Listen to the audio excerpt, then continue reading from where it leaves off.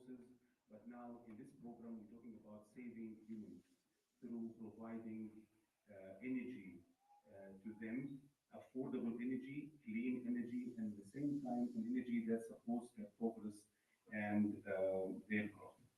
So in this program, when I have looked at the different aspects of the program, we can find that, yes, the technical aspect is very important. People need to know about it because it's an engineering program at the end of the day.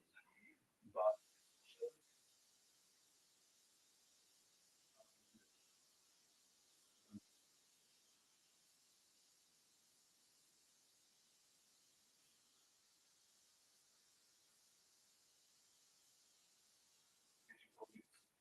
the engineers will tend to ignore that one.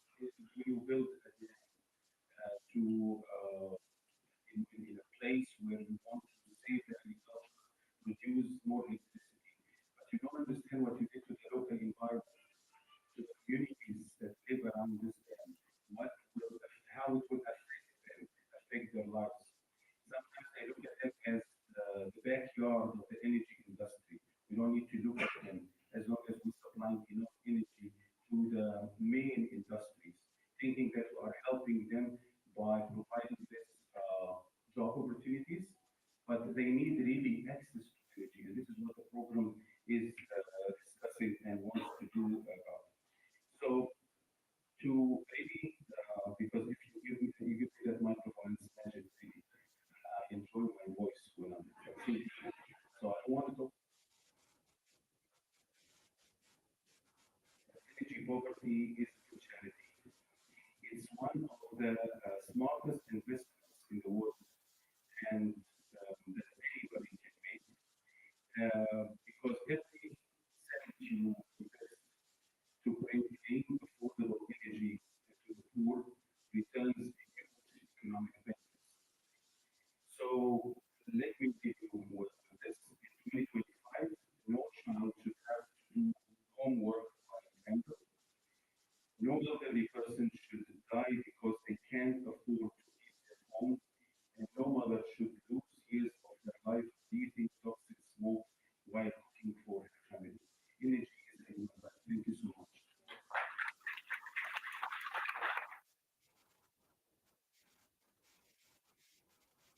Thank you. One of our values at UJ is integrity, and we're expecting you to just go on. You're correct. Right now, home difference. Yeah, so we're going to move on with our program. Today, we really want to keep to time. And I think the fact that you guys here today, like this not yesterday to today. Yeah. So we're going to make sure that we have to make sure that we keep to the time. A quick one before Walsh University of Barcelona Science Communities last May to talk on the program accreditation and looking at insights and recommendations for future projects. I just want to share if yesterday had any impact at all. Okay, so now, what have you done yesterday? That's such a question. I'll just keep, and I might pick my friends that I went out to last night. Just to check if they will have.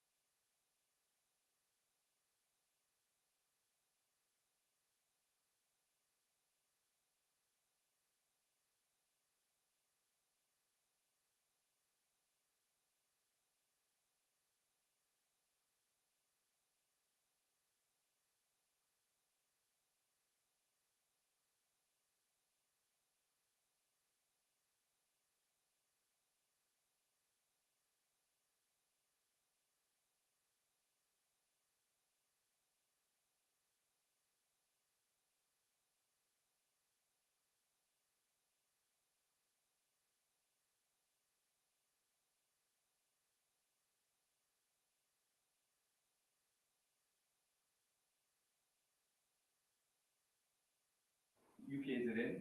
I'm so glad yesterday that our esteemed MC referred to it as the great University of Johannesburg. I was proud because they took the lead from us. We're the university that says we're inspiring greatness. So they were inspired by UKZN.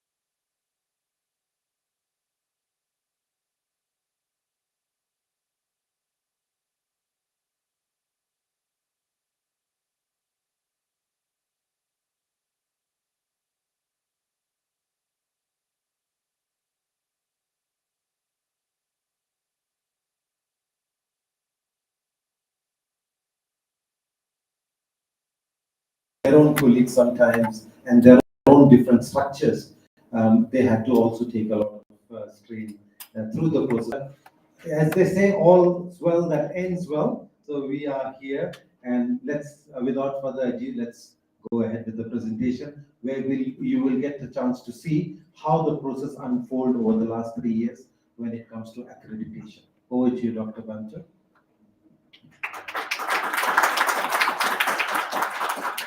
Alright, so good morning everyone once again, and it's a pleasure for us to present to you an overview of Package 5, which UKZN was indeed part number 4.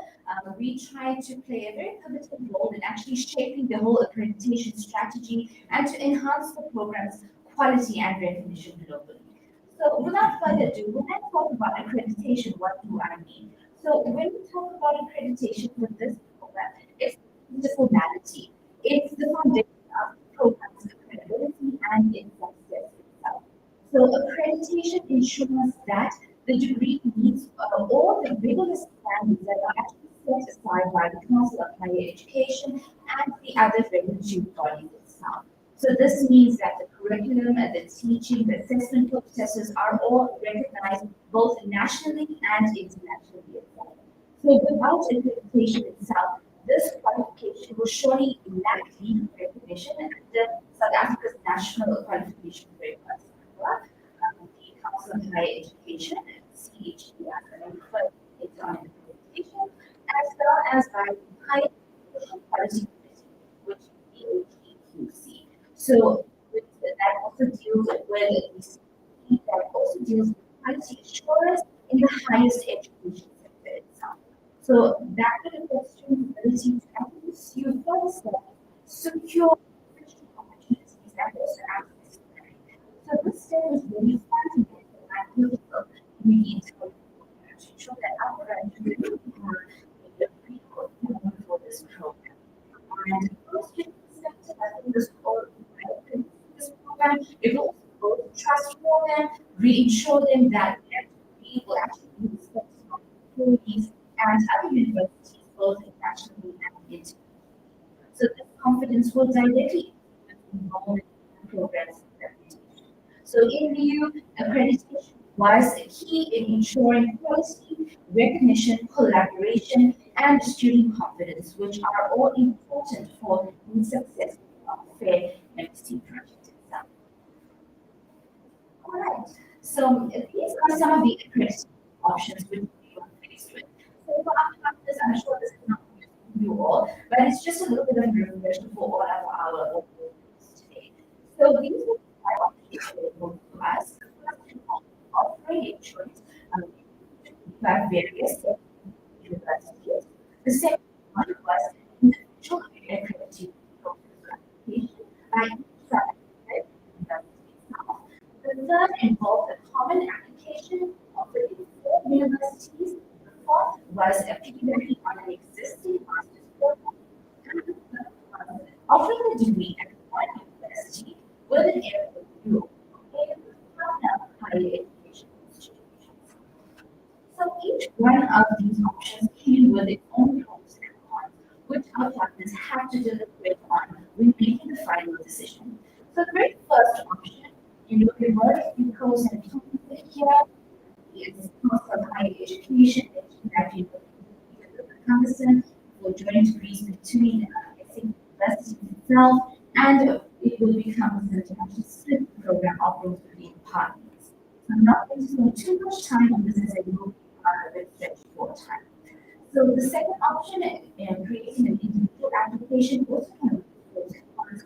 The fact that it would be a highly lengthy process and the fact that there was no assurance that a partner university would be accredited actually partners of not choosing that option.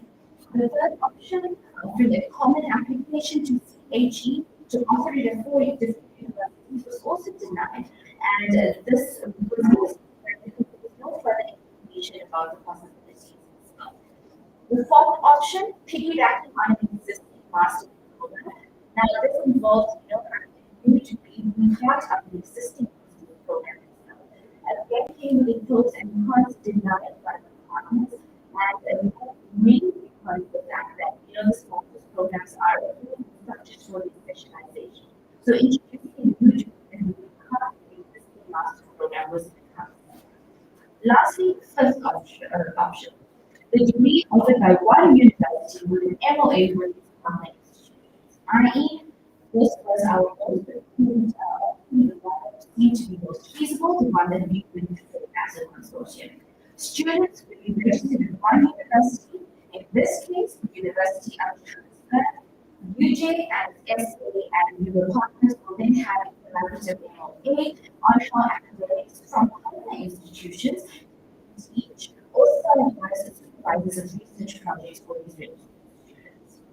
Again, this was suggested by our CET director of accreditation. It was also seen to be a easier than the risk, and the fact that productivity units have been shared was also one of the main.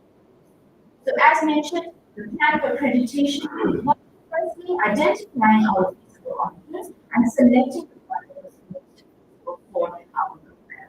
This was option 5. Option 3 at one university would do with a partner institution. So I don't spend too much time on this. I'll just go through the accreditation process. So this has been in process from last year, and we have had a lot of input from both our and our partners at the J itself. So the application template provided, and we went back and forth trying to just populate the templates with all the relevant information. Those who have some sort of experience in these applications will understand how rigorous the entire process is and how much of effort is actually required in this. Verification was done both through internal avenues as well as placing in, and we are glad to say that UJ has improved the program, and as there and Dr. Ravi mentioned earlier, the work is carried on UKZN as we have not received full accreditation for the program as yet. So we have received a clearance from Chief. We have now started the application for submission. So just a little bit of video that I want to show you regarding the HTTP application. Just to quick to know what is actually required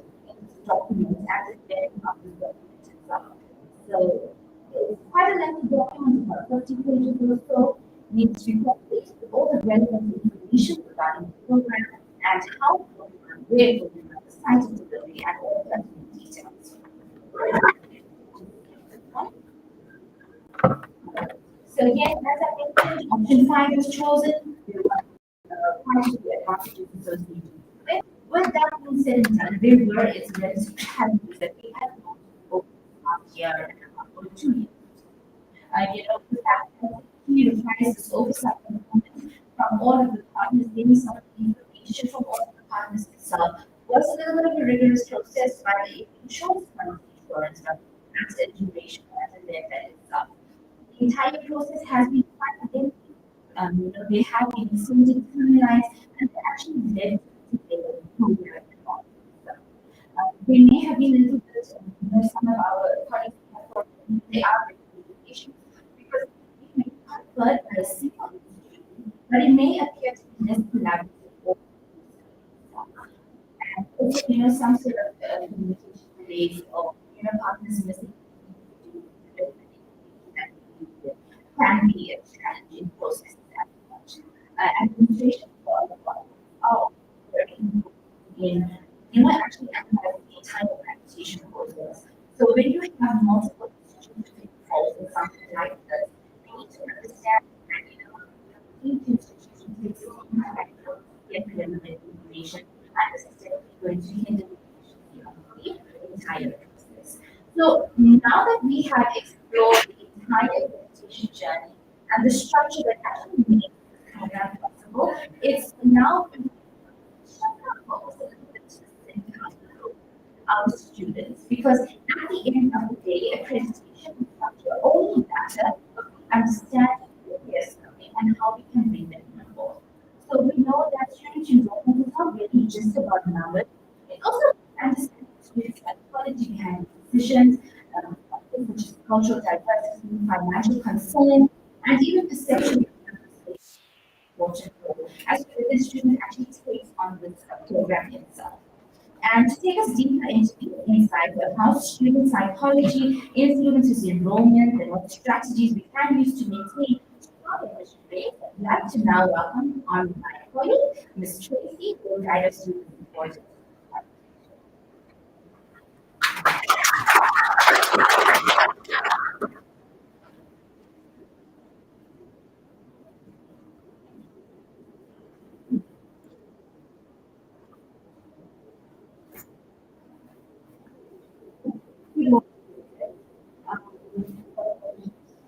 It's great to meet you here. And the wonderful university. No, great. Great University of Wales. So, on behalf of our colleague, I think it's important for us to discuss the admission process with students. So we learned a lot about master's program, why it is important, how it's going to help society and alleviate poverty. And I think we can cover also the program. So I'm going to briefly discuss the admission requirements, what is and implemented.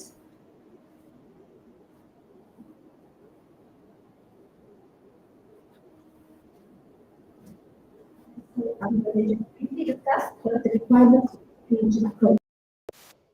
And we've heard from previous discussions, all the entry requirements are given on this program is accredited.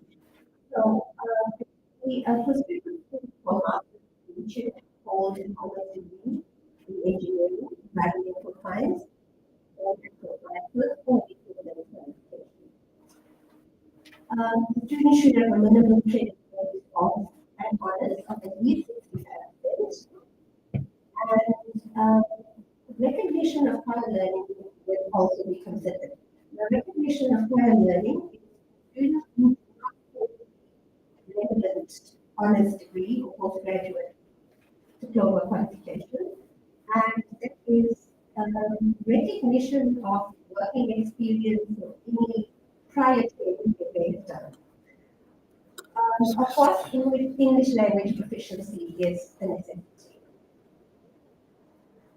What documents are required when a student applies? With the master's degree in coursework, you typically need to submit completed application form. The application process is going to be run through the UJ. The application process, I have a video here, but I'm not going to go through it in the interest of time. So it's a very streamlined process, and if you go to use UJ with link on this presentation, which can be looked at at a later stage. So we basically need to complete the online application form, submit copies of your academic transcripts for prospective students.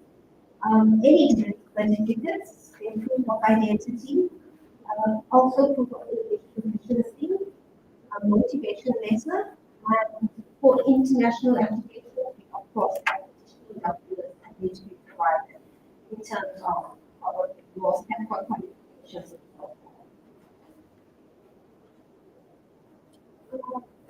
The application process, which I've already just gone through.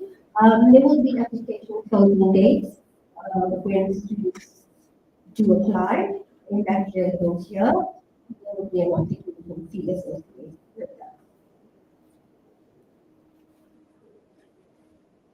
So yeah, given you the website, to use the online application process, and at a later stage, you're welcome to go through the website and see just how streamlined and efficient that website is.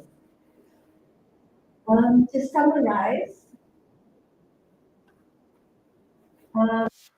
the admission process basically ensures that students who apply for the program need to meet the application requirements, submit the required documents, pay the application fee, and follow the specific program requirements. So what we've learned today also is that the program can be offered through the platform of the and these programs get extending energy to students who need access to energy provision in isolated areas. This method learning, because it's going to be online, the students have the ability to study from wherever they are. They study at their own pace. It also allows for throughput, potential throughput. So those are some of the benefits of blended learning and but in a nutshell, the admissions process, with any questions, happy to answer that. Hope I was quick enough.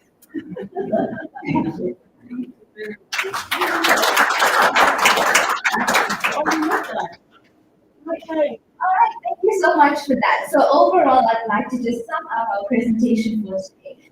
So we understand that this implementation process is very important. We understand that we should also our students to make the process when the program is actually accredited, make the entire admission process easy for them to actually go through as well.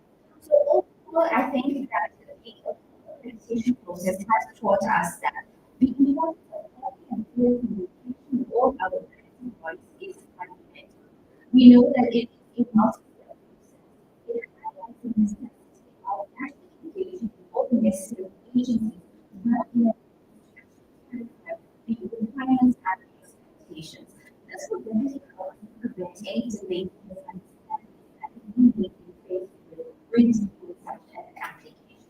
So when I mean I also mean benefits the concept as each institution so that we can clarify, what is expected from us earlier on.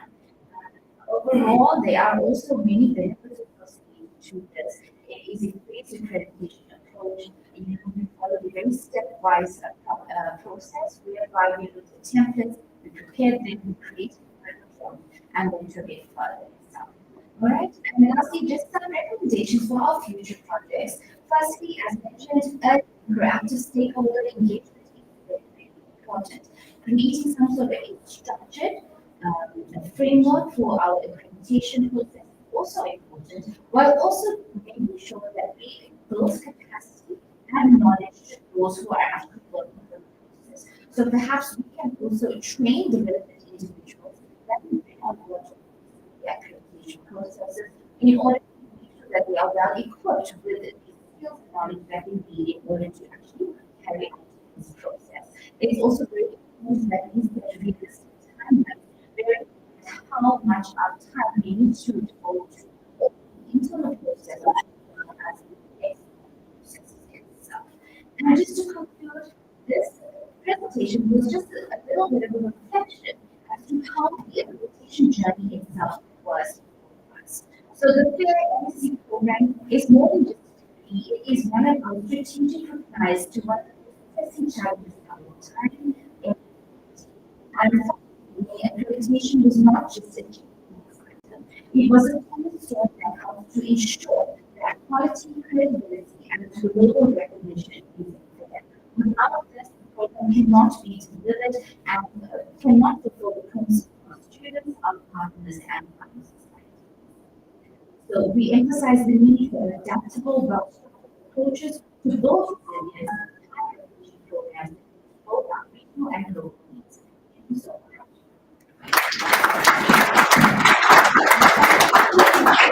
Thank you very much. Really finished at 10 past 10. Just brilliant. Colleagues, can we get our online keynote speaker ready? Then questions after that. So if you have questions for you, Kaysa, please keep them until after the online keynote speaker has presented. Our keynote speaker is Prof. Keith Noah. Prof. Keith Noah is from the from Department of Environmental Sciences. We are going to give off again 15 minutes. Less than that? No. Okay.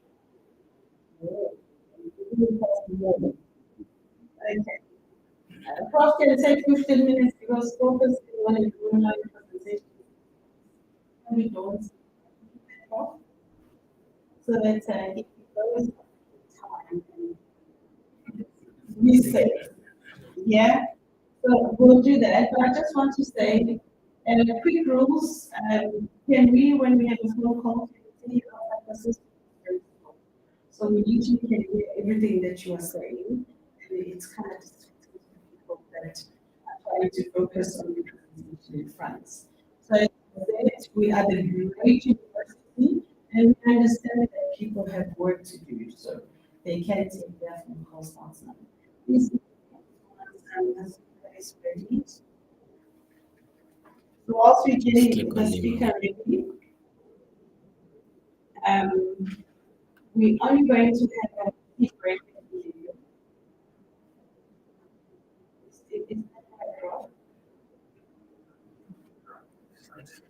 Yeah, we're having our tea break after the breakaway discussion in different rooms.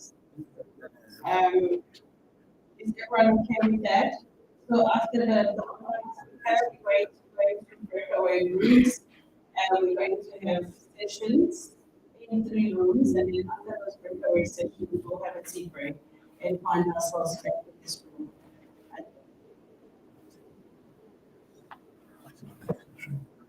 Yeah, I'm connecting it.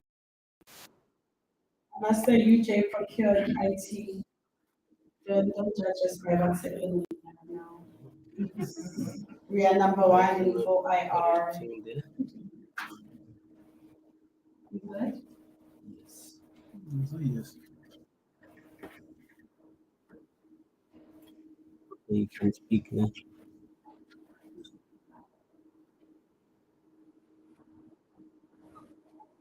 No.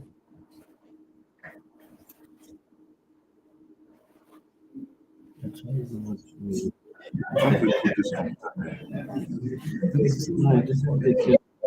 He's that side. I was just ready to ask. Go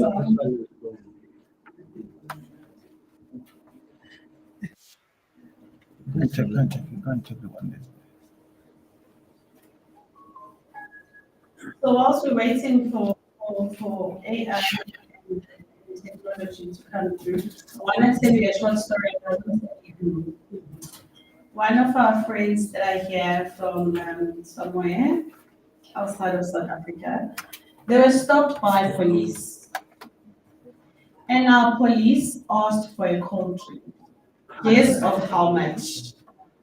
Of 5,000 rands. If I even said he, then maybe you would have looked at the few minutes from us and you would know. So I will say they. So they were then panicking because the thing they told me this car is going to be next in the back. Police van, and they threatened that we only use the next morning. Is only gonna speak. Let him speak. The police I will give you the name of the police. So the colleagues that the accent and the other Yeah, because it's to the slip. So we have to hear him. It's his Zoom. So he has to speak had from to here. make sure they find an ATM with another colleague who scored and they found the ATM, they retrieved the 50,000 and they retrieved the 2,000. And they paid 5,000 coaching. I said to him, coaching here is only 100. And he was like, oh, he said 5,000. I thought, oh, okay. Only if he knew something. My eyes were so last night he was very scared of eating anything. That's why I didn't eat.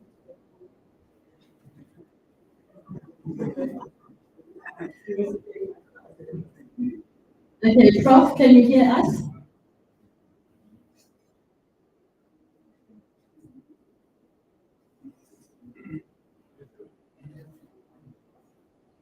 Because I can't hear from.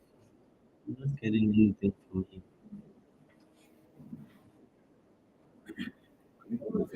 No, I'm not getting anything from him. Is it you guys? No, I muted me. No. Yeah, so that you can hear him.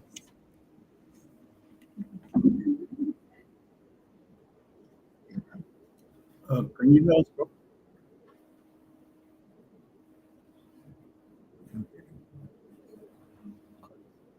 The audio has come out from here.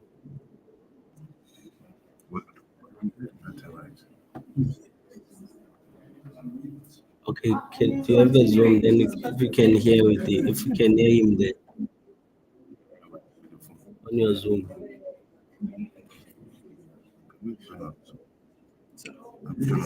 No, I'm saying, can you hear him from your Zoom? Yes, that's what I mean.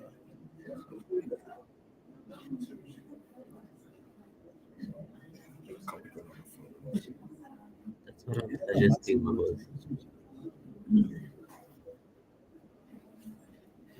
because you must see from here. Nothing.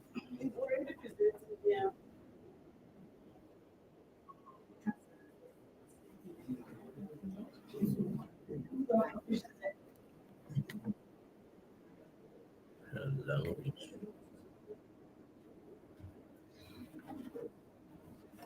What is it? Where's the camera?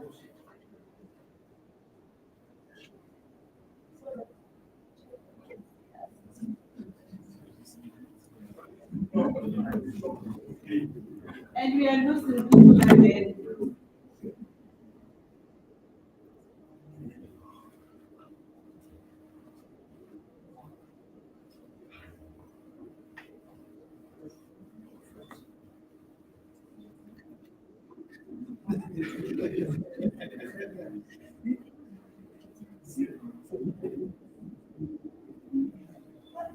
Who's that? Oh, it's you. Yeah, bro. You can't create a team.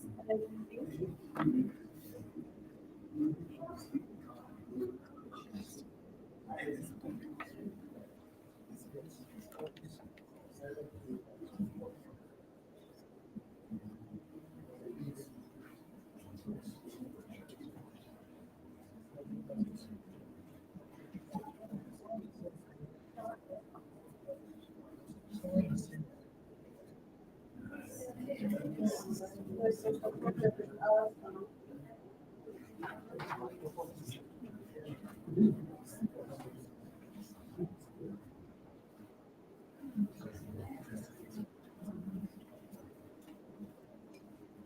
we should hear him from the laptop. So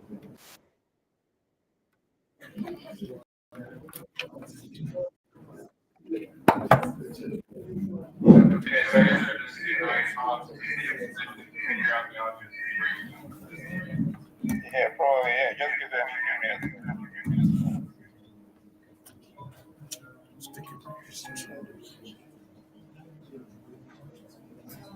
Yes, Prof, you can continue, sir. Increase this one.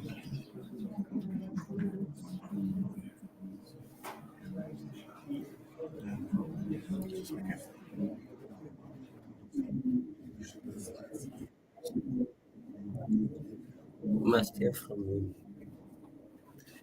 Increase this.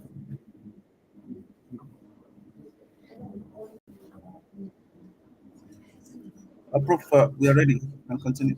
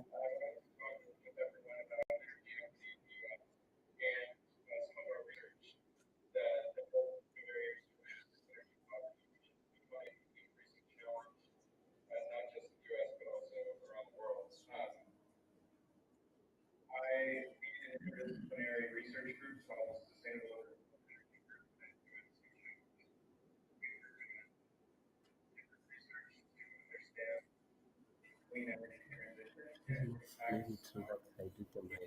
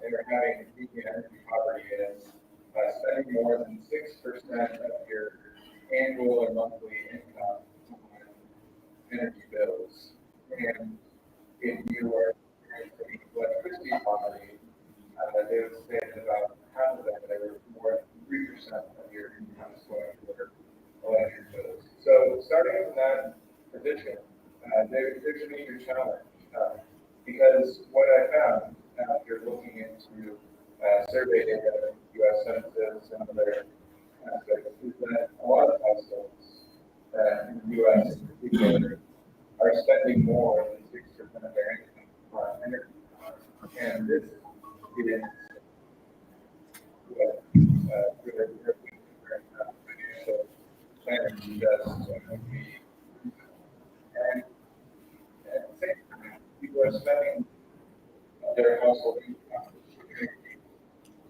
And yet, technologies like heat pumps or electric stoves are getting more energy. So that's been reflected because we have access to technologies for the important side, also from the distributed generation side. But households are facing challenges, and this is not just related to households in poverty, but when we look at which households are in poverty, we are also finding that certain groups, when we look at racial composition and other factors, are facing more disproportionate charges of the cost of energy than other groups. So underlying social constraints and historical reasons have led to this disparity. At the same time, with increased climate change, extreme effects, power outages, such as the one in Texas in 2021 that led to the freezing of natural gas pipes and a disaster winter storm Uri. Those extreme weather events that are occurring that are crippling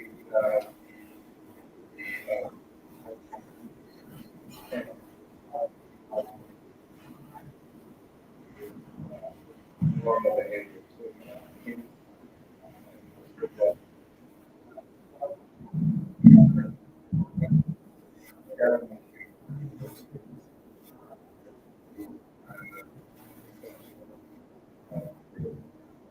Or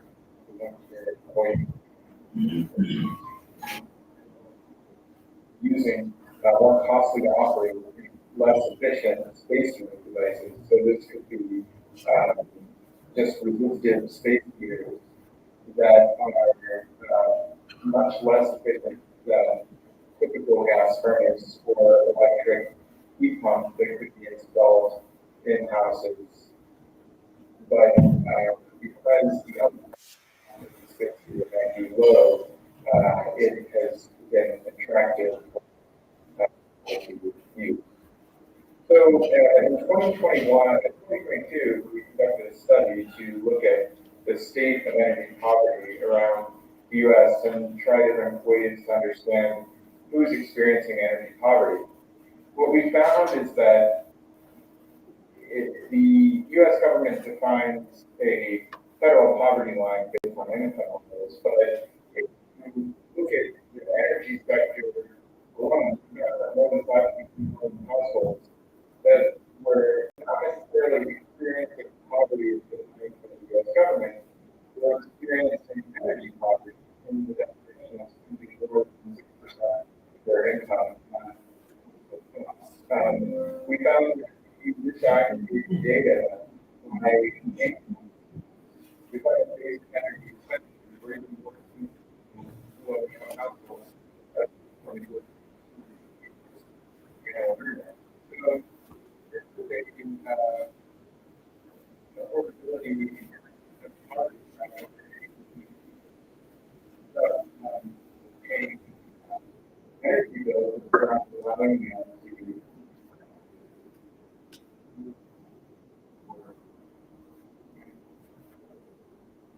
we found that in the color across the experience energy poverty is greater than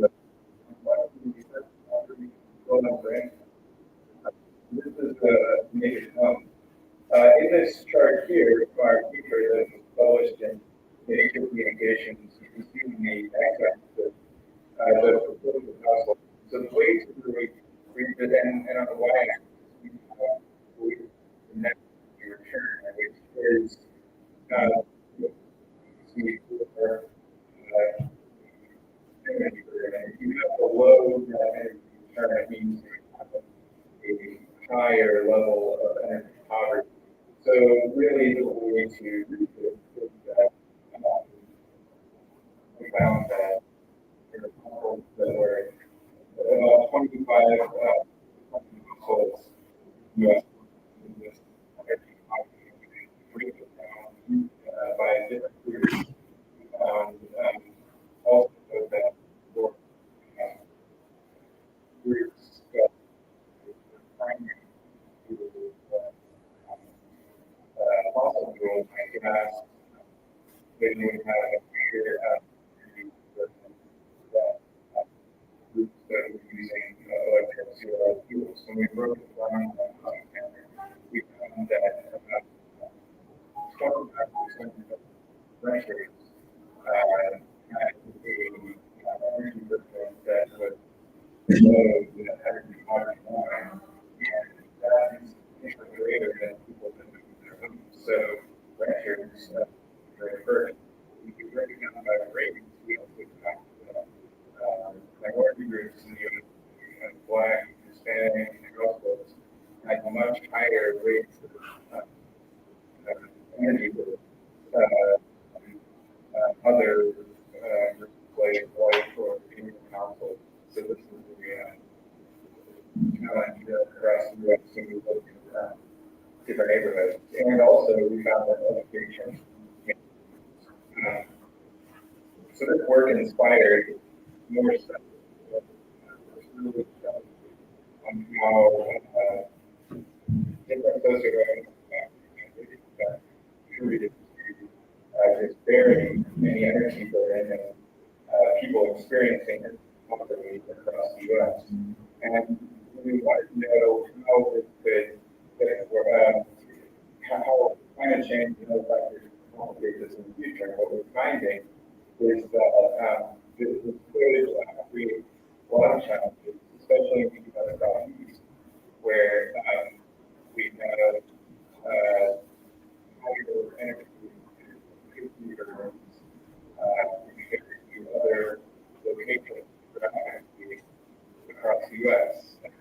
Why models to look at how temperature may affect the energy production in those regions that we experience greater effects from climate change, and because households that use their homes moving to electricity, increasing electricity. So here's a map from our original site with energy burdens of the county, and there are some patterns that we limit because particularly for the counties that are in this yellow counties are Native American areas or places where we have a high population of Black or Latino communities. When we dig deeper into specific cities, in New Orleans, we have Louisiana, the presence of energy inequity seen on a very high resolution and spatial scale. So there's actually groups of cities that experience a lot more energy poverty than others. And if we compare the distribution of energy burden in some of these cities with historically different policies related to where people are allowed to live, segregated by race historically, that has perpetuated over time into the energy burdens that are being experienced. We also can see similar issues for the proportion of households that are renting apartments rather than owning their own homes. So that inspired additional research to look at electricity affordability.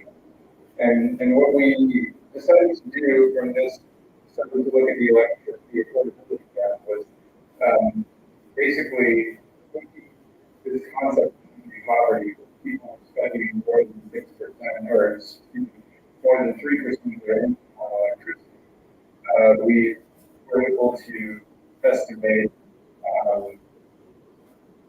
the difference of how much total expense on energy expenses is what they should be spending according to the rule of thumb, spending less than 3% of their income on electricity. And then we have very large costs, especially during summer months and July, with a lot of very usage, with affordability, and quantify it in terms of $1 billion across the entire country. This is a study published in Environmental Science and Technology that I'm happy to share with folks. It's called Mapping Ratios and Moral Disparities in Residential Electricity Quality using Machine Learning. So I've kind of described many of these aspects what we've uncovered. And right. But there, the evidence shows there is a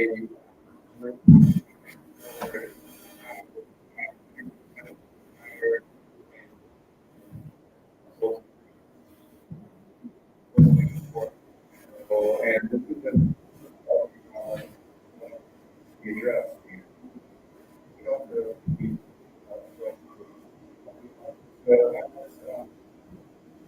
What are the options? Well, as we saw, a big part of the distribution of energy burden based on the energy technologies and the energy system. Many of the households that have higher energy bills also rely on one of the ways that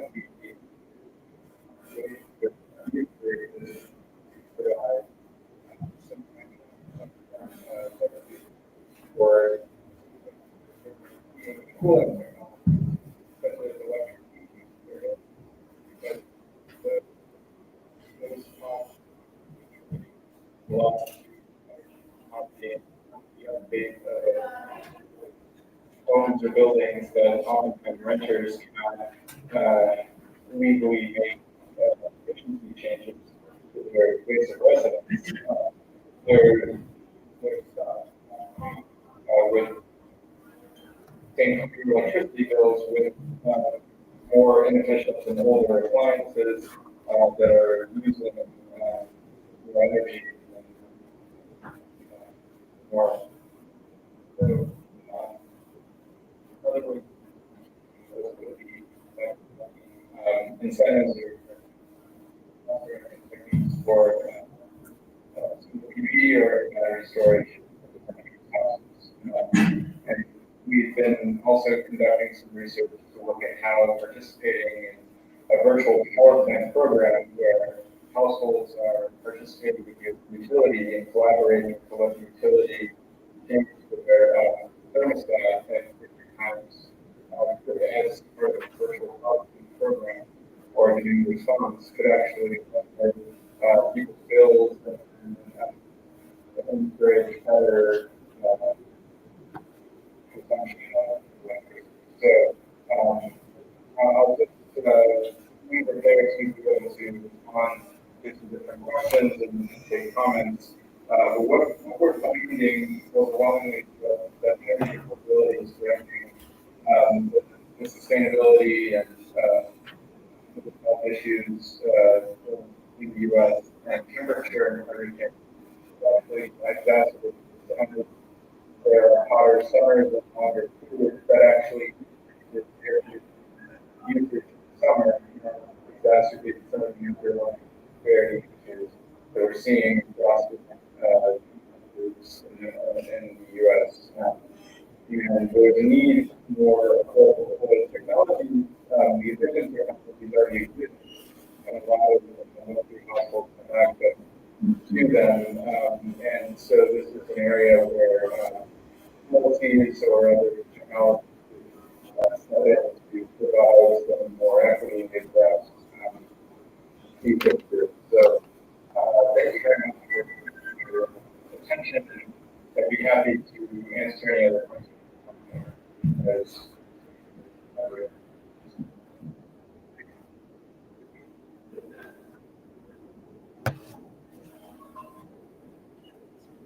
Thank you, Prof.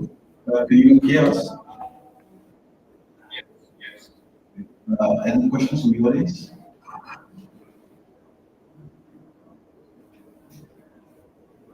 No questions, please. Thank you, Prof, for the great presentation. This is Professor Karataboulos from Postgrad School of Engineering Management at UJ. The question is around something that is seems to be new to me, which is energy poverty in the US. Knowing that energy resources are diverse in the US, and we would assume that it's not difficult to, from an infrastructure point of view, to find to provide energy access to everyone. That socioeconomic analysis we discussed based on different other aspects like class, race, and other issues. Can you please maybe add more insights on this specific topic? Thank you so much. Do you get us?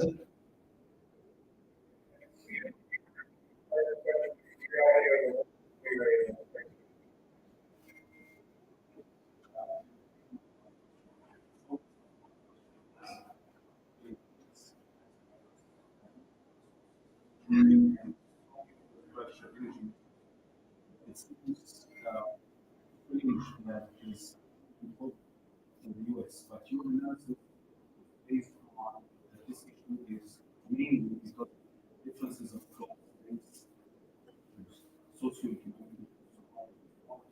We would like to add more light on this point. Thank you.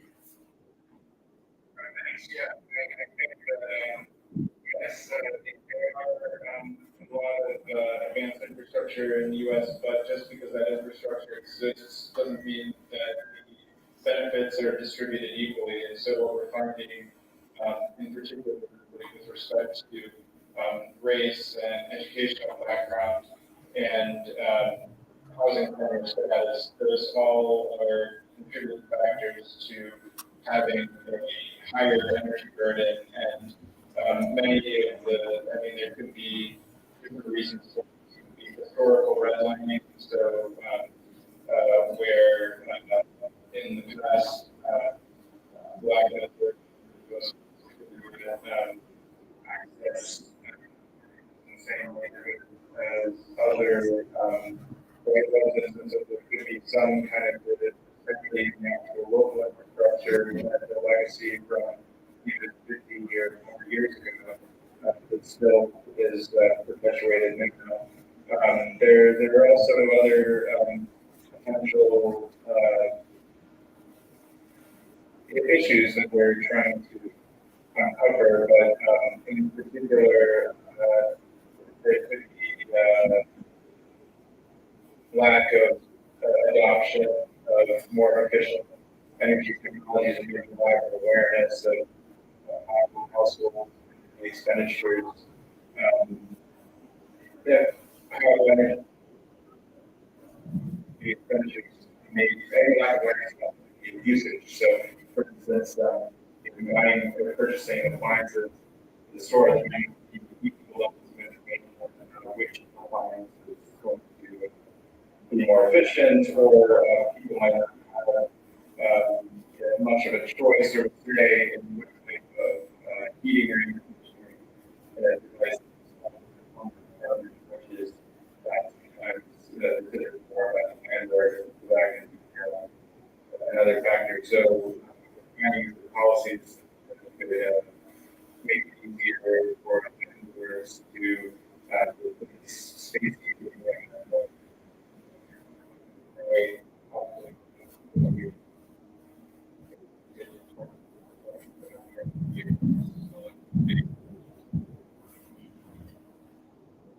Thank you, Prof. Another question.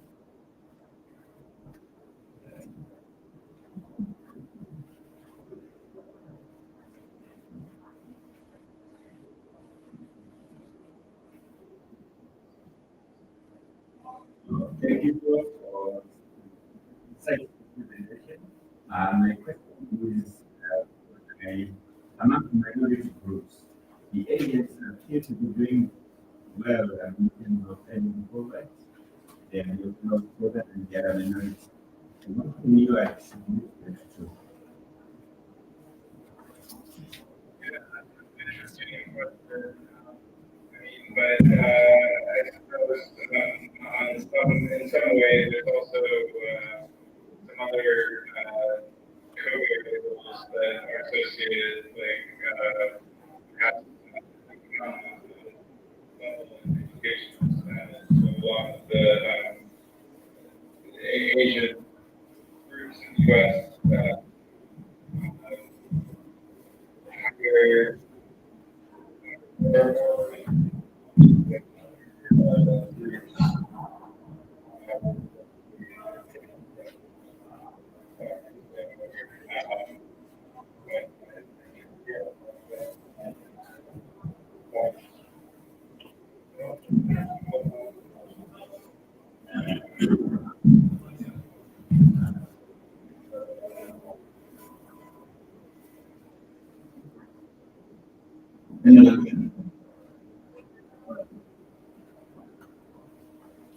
Thank you.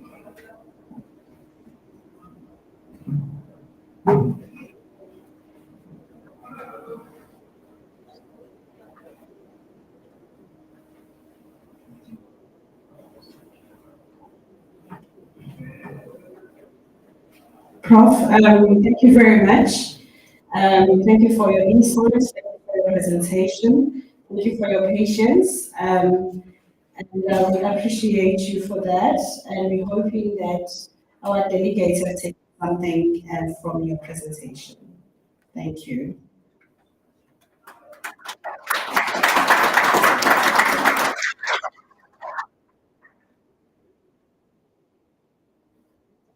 Okay, so let's move on to the next item that is taking to our tea break.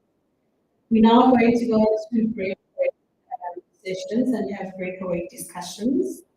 In room one, who is going to show us where room one is? Is this room one? So room one, those that are staying here, we have two discussions. We have a discussion on localizing renewable energy solutions. What is the industry doing and what more can be done? It will be facilitated by Prof. Ghana from the Great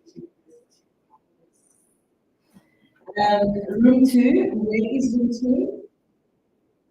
Downstairs. Someone will guide us to downstairs. Downstairs, the theme there is on developing human capital for alleviating energy poverty. What role do education, students, and educators play? Room three, is room three. Okay, also downstairs. Room three is renewable energy governance from discussion to action. What are the policy pathway forward? So we're going to have these three discussions and we're meant to take 45 minutes. Room two's discussion is facilitated by Dr. Sahejna Bancho from University of Heavens, and discussion three is facilitated by Dr. Dupont Jean Laurent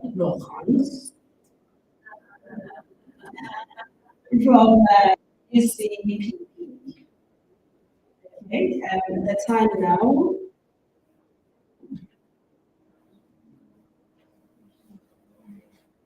Okay, so those that are going to discussion two, with Dr. Sajjan Banjo, it's at LG 011. So you'll see they'll be written in white LG 011. Those that are going with Dr. Jean Laurent, they're at LG 012. So colleagues, we meant to take 45 minutes. It's 10 to 11. And this must take us to a tea break. So which means we are behind the time.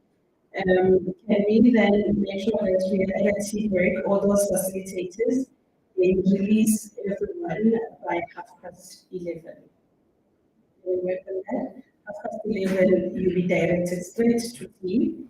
From 11:30, if we can just take a quick 15 minutes and be back in the room by 12:15. Yeah. Thank you so much. Enjoy.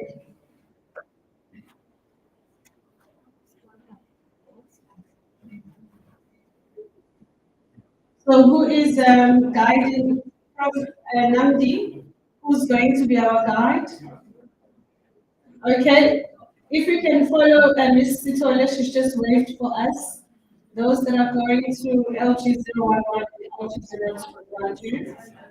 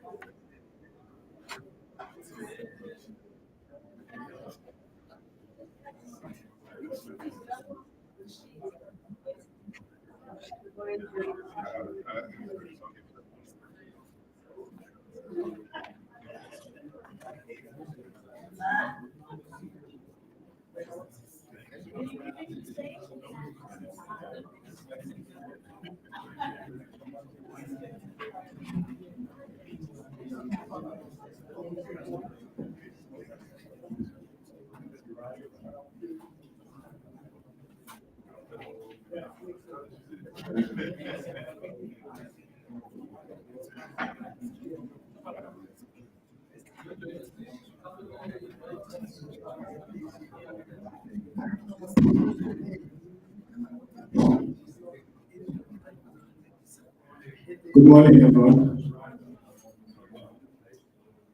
Hello. Yeah. I think given the time, our majors asked that we start. It's quite an interesting topic that we are addressing. If one looks at what has been covered yesterday and the opening remarks this morning, somehow I think we have been orientated to the topic. So, for those that haven't met me, my name is John Dada. I'm a professor of practice from the grade University of Johannesburg. Maybe to just kick off in terms of what we if we look at the discussions yesterday, especially with the panels, it was touching on the just energy transition, essentially, looking at how can it be done in a manner that is not just focusing on the technical side of it, but also looking at what it does for the humans that have to enjoy it. So our brief will be looking at currently what is the industry doing.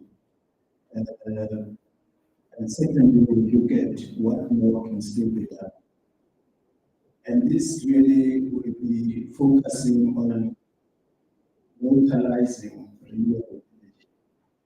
And this is informed by not just the energy industry, that's what the practices have been, in a sense of the technologies that have been introduced when the renewable energy was being pursued and driven in South Africa. Is that because of the lack of technologies, the skills, the funding, complexities that comes with the unknown, we find ourselves importing most technologies, even to an extent of importing skills, also importing, so to speak, the dependability. Because if you don't know what to do and how to do it, you continue depending on others. And that then becomes an entry for anybody from outside our country to take advantage of our communities. I just put this out there because that's what we continue experiencing. Even my background, dealing with some of the public enterprises in the country, most of our SOEs are used as common example because that's where I spent most of 3 decades in my career. Is that those power stations that were built in South Africa, the OEMs, none of them were local. And what has happened is that throughout the life of the generators, the OEMs that install them had to come here to do the maintenance of those power stations. And yet we had engineers in the country. And the excuse being that if anybody else touches those power stations, that affects the warranties on those machines. I think the same will happen with the technologies around the renewables energy space. The solar panels that we've had, none of them at the time were manufactured in South Africa. So they were all brought in the country.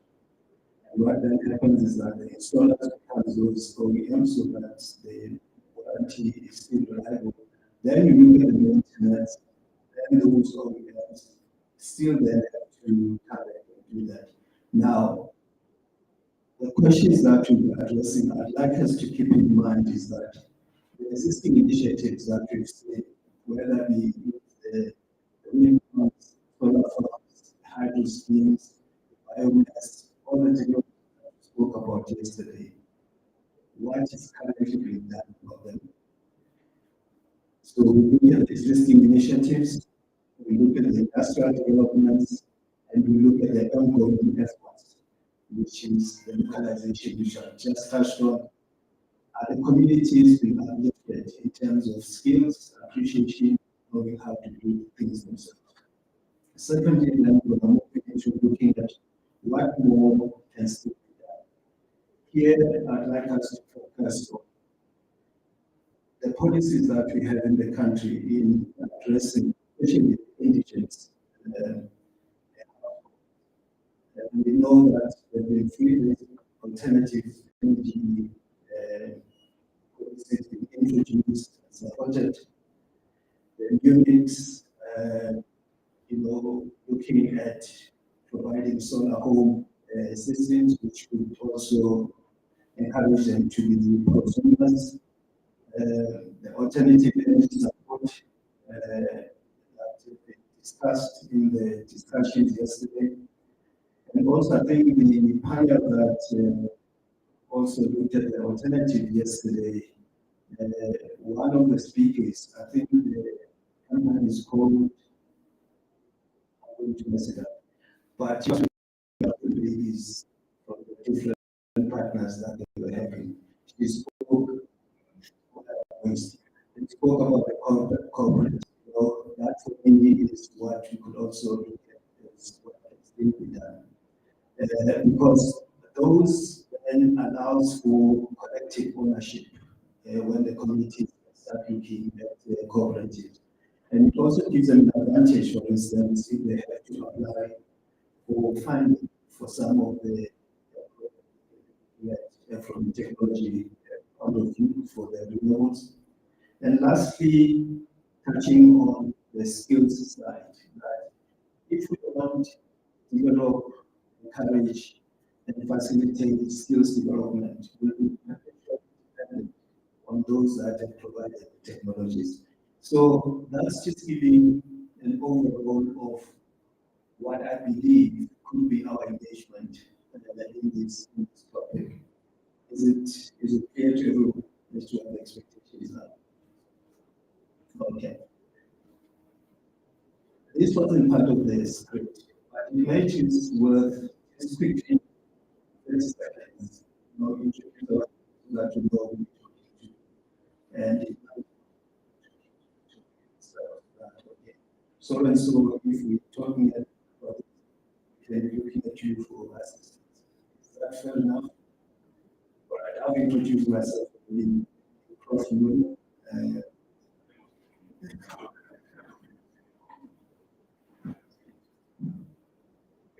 My name is Namdi Mokni, West of Johannesburg. Canada Roberts, University of Johannesburg. My name is Energy Exit, where gas, solar, wind, and other renewables. Hi everyone, my name is Bobby Lopez. We are involved in this project as accreditation partners. Morning colleagues, my name is David Tilako from the Industry of Canada, working on renewable energy. Morning colleagues as well. My name is Mohammed Sami from the University of Hotel. My specialization aspect is renewable energy efficient systems.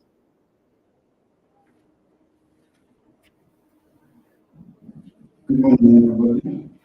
My name is Antibola Wadesi from the University of Students.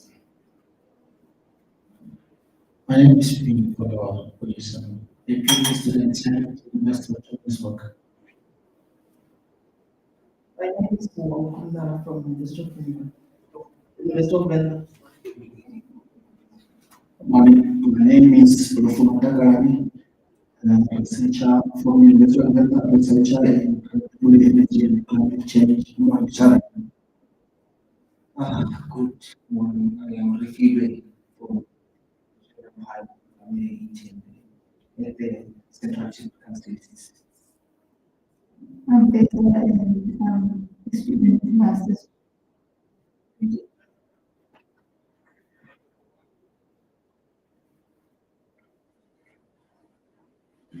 morning, I'm Cosmas Marias from the University of West Africa in Greece. Good morning, Peter Johnson.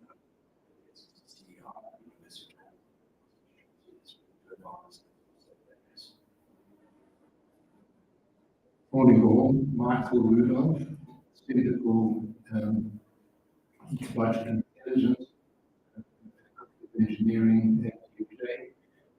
We work across the water, energy, food nexus.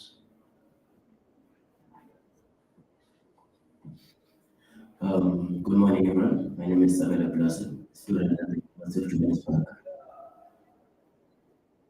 Good morning, my name is Arthur Longo from the right team of University of Johannesburg.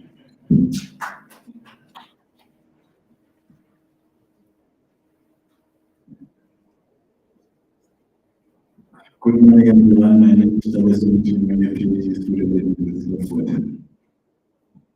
Good morning, everyone. I'm Latin Zawacha for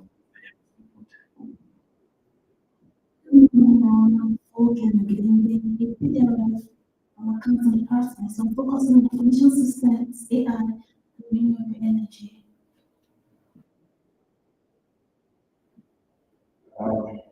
Good morning, colleagues. My name is Rexon Ramsoko. I'm the best of what here.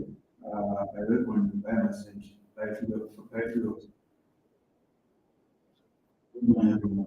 My name is Dave Fuye from the University of my area of specialization is climate change, resiliency, and GIS application.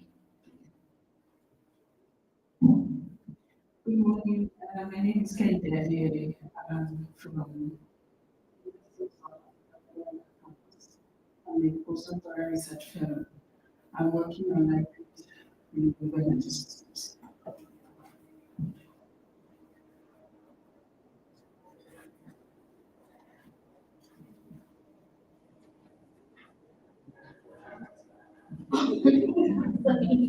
My name is Masmaki Shabalala. I'm a third year student doing PN electrical engineering.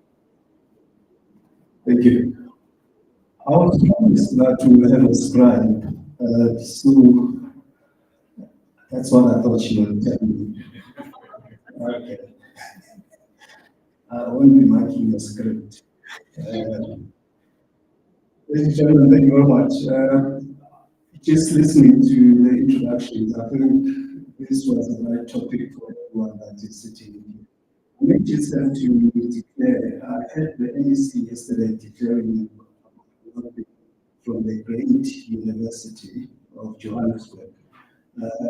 When I am with the great University of Johannesburg, but I started at the University of Forte, so that at least I can have some connectivity as I speak as well, that's where I come from.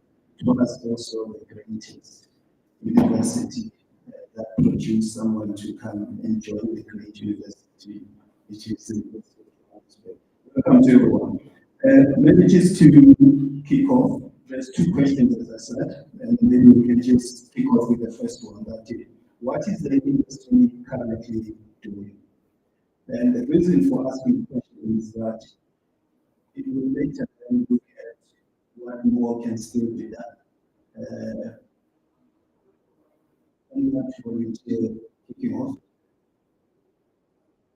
I think with everyone and also doing research and having decided over procurements, that should be an easy to give input. Yes, sir.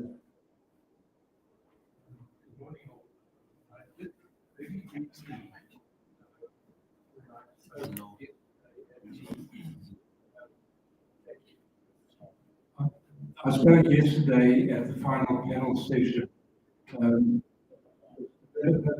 UJ of having 2 meetings a year between the faculty and industry.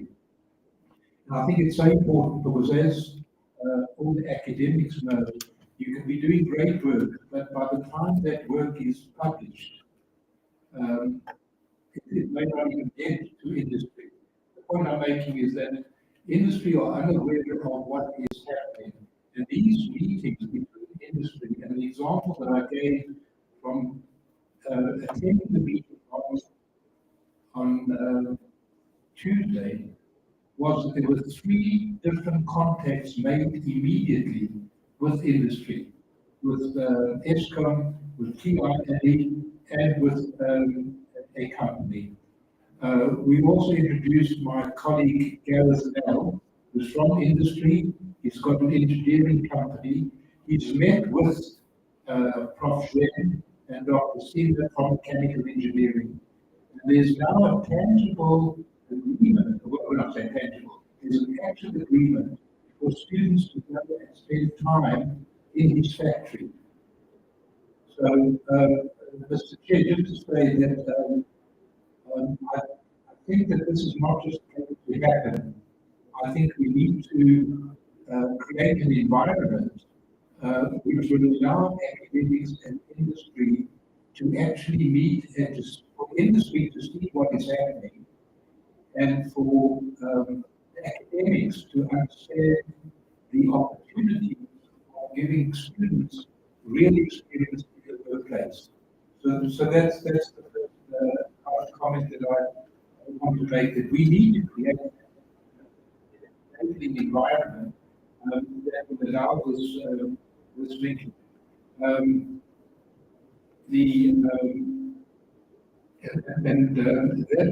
networking will ensure. The other important thing about industry is that they are looking to the universities that come up with ideas to validate their concepts. Because if it doesn't meet the particular board certification or the safety, then the product is much more difficult to go. So there is also the need from industry to work with the university to get objective validation of the concept that is done with rigorous research. Okay.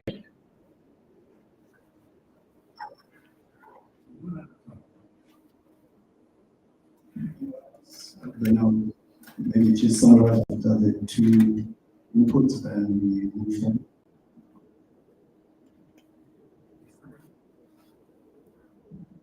It was really nice what you said about the collaboration. I just want to say that the same problem we have with the university. There is very a connection between research. I'm not talking about the research programs because in the research programs there are almost always a company inside. But then most of the times you lose connection after the end of the project. This is how it happens. They never come back. And most times the same company never come back. And I think that there should be a department or something dedicated to the connection between university and the companies and the industry. So, in case of our university, for example, if a company or an industry wants to communicate, to do a work with the university, he has to address a specific person, a specific profession. And if he doesn't have time, for example, he will just say no, if he doesn't interest. So in these ways, somehow you close the door. The whole university, even though only one person said no. So it is important to have a department, and I have seen it in different universities around the world that there are for an industry company who wants to solve a problem. It doesn't have to find the person who can solve it. He just submit the problem to the department, and then the department will see the research groups inside the universities and then address to direct the problem to the research group, and then they have the whole structure in order to do all the paperwork, because there is also paperwork about the collaboration between the university or the professors and the industry. And I think for the universities, something that is to our universities missing, and we are trying to find a way in order to build such a structure.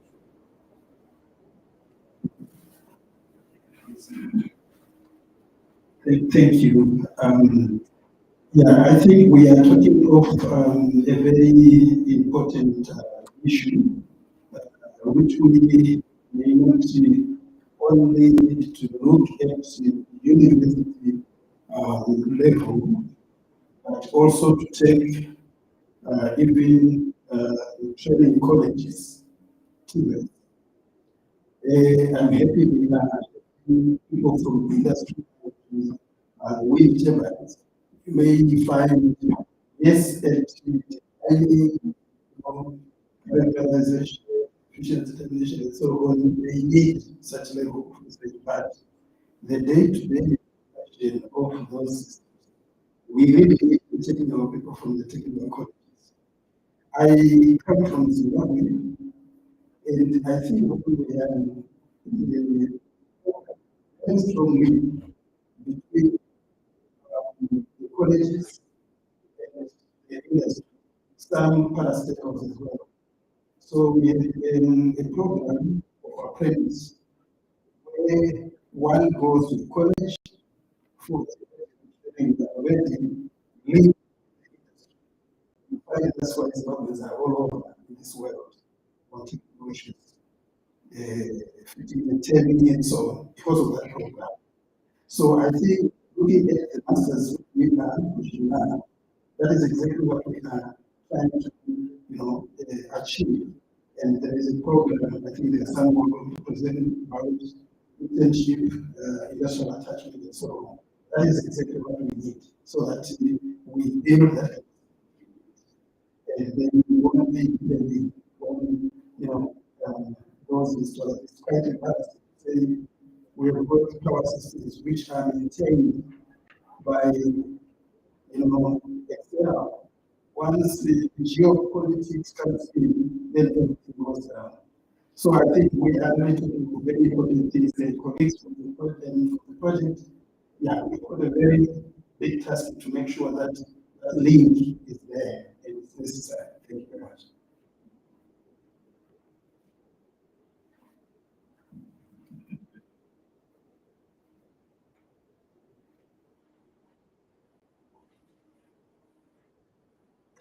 Okay, thank you very much. Some of the things that I wanted to say, Dr. Tiara also highlighted. But I also want to come in on the issue of capacity building and resources in the institutions of higher learning, because the demands and also the workload that we apply to do sort of hampers or come in between the collaboration between the researchers and also the university. I am saying this because at the university level, what we are mainly requested to do is to say that, you know, when you do teaching and learning, and then even if you are doing a research project, at the end of that research project, they expect another one to start instead of maybe going on to develop a prototype on the one that we've done before. Because even in the next year, they're still expecting that there must be new research being done and publications being done instead of establishing the one that you have completed already, to make sure that you do the prototype, and then you also develop the registration maybe of the program. So I think this, you know, it's also a problem at the university level for us as researchers, to say that we cannot be expected to continuously develop projects which we don't have time to develop the prototypes for those projects. Thank you.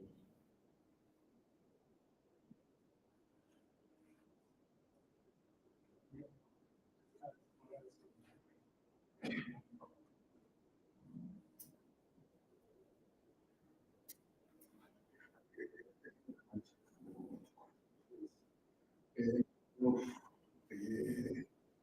the University of like my colleague has mentioned, challenges that sometimes we face. But our students, and especially the 40 renewable energy hub. Even the whole last week, ESCOM sent a number of students from TVET colleges so that we trained how to even to install, even to size a PV system for a house, even for a school. Even they were trained even to do a wind resource assessment. So many that, for example, if you come to 40, you can see that there are lots and lots of innovations. Any type of digester what is in it. In 40, I think it is leading in solar energy technology. I think also, I think you may be the only university in South Africa that is what in wind, a liter instrument, a 2.9 million, we do wind assessment. If you take us to this height, you can put it about 80, even 200 meters, and in that height you can unleash so much image. But it's because of pressure of work. Sometimes now our project now they are decided because of too much work. You see now, because myself when I was doing a master's degree of English engineering, I still remember I would go even for more than 6 months for attachment. You know, then we trained this now. I still remember our first day when I was doing solar energy, we go even to houses in location, put some solar modules, even how to paint the solar module, even how to paint even these conduits, how to send the solar PV system and so on and so on. But now we see now because of too much load now, we get that time to do that. But now, if you can get people, you know, engineers, working in the population. So these are some of the challenges that we have. I know that the is one of the person who is leading this technology. also are in need of supporting the broadcast industry. I collaborate with CCP-FEWS colleagues, I collaborate to meet the West, all the certain things that they need from us, because we, somebody say, we are engineers, we know energy. When that this program, you see, it's a good program, it's a new program in South Africa.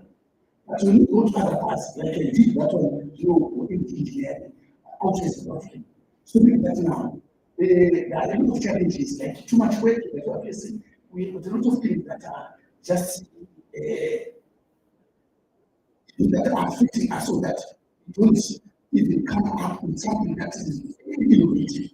But I think always with the time, that is led by Prof. Where one of the known solar energy specialists in South Africa. So thank you very much.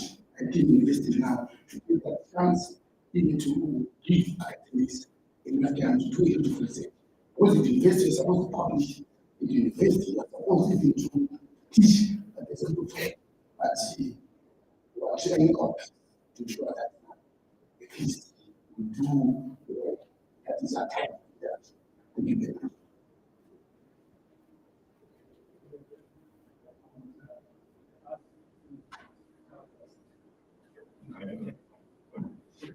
Thanks a lot, Chair.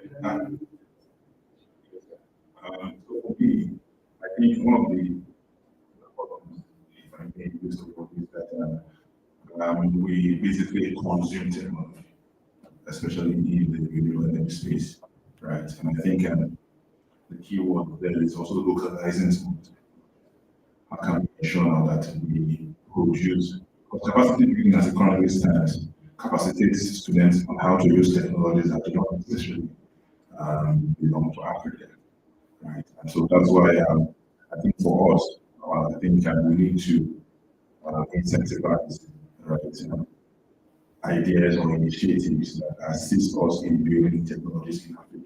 And I was encouraged by Mr. Peter's presentation. Mr. Peter had a profile because it's an African innovation. Those are some of the things that we must not just be consuming technology from Europe and the rest. We must do that. And some of the things that I think necessary to get that, as many of our colleagues have mentioned, the different kinds of skills that industry and academics work on them. So academics is typically a more patient ecosystem, right? And you do the research and you commercialize it takes years. And industry, they want to make profit, right? They are not necessarily patient. So we must try to synchronize those timelines, right? I believe academics move work faster with the industries, and that's why we have especially centers like Profood and the team that try to hasten that academic to industry commercialization pathway. And at the same time, industry too has to reduce their focus on profit making. They have to provide some form of patient capital to also assist academics in this. So, for instance, we did a research sometime that manufacturing PV panels is cheaper to import from China than to manufacture in South Africa. And when you account for all the various incentives and the rest, if I'm in industry, I wouldn't want to, you want to make profit. So, I mean, that's an example where we can adjust the time scales and get a win for both industry and products. Thank you. Yes, Prof. I think you touched on what I was going to summarize on in terms of focusing on the universities and the institutions is one way of looking at it. However, the work that comes out of the institutions, if there is no partner out there, which I think is the point that was raised, is that it becomes a good work done, but there's no execution on it because of a whole number of things. With the academics, we're focusing on how do we shape the brain, and how to make sure that the brain can be able to analyze what the problems are and how it can be solved with the solutions when taking technology on those technologies. However, if there are no off-takers or there's no awareness created on what can be done, that will end up just being filed in the libraries shelves. Now, what I've summarized on, which is really high level, is the collaborations, the integration, and partnerships that are required. Having said that, is that the skills development becomes quite critical and cannot just happen on its own. So the continuous exposure of the students into the industries and the stakeholders, which could be the finance, the decision makers, I think the term was used here, the influences, which is really the political will as well, into making sure that what the institutions are doing can be backed up and by delivery. Then there's the socioeconomic dynamics that students get the degrees, then they line up joining the work. How can we start looking at technology and entrepreneurship still on campus, not wait until people have graduated? I just thought I can summarize on that, but what I haven't had coming out strongly, which I think it has been said, and I think it needs to be properly articulated, is how do we ensure that the industry for the good grades, the IP, that come out of the institutions. Collaborate with the companies, but can government also enable that we've got the sectors that are supporting, but those sectors have got all this from short of saying why they can't do it. And why I'm saying so is because we see lots of money being given back to government, not being used from the sectors. How can the sectors don't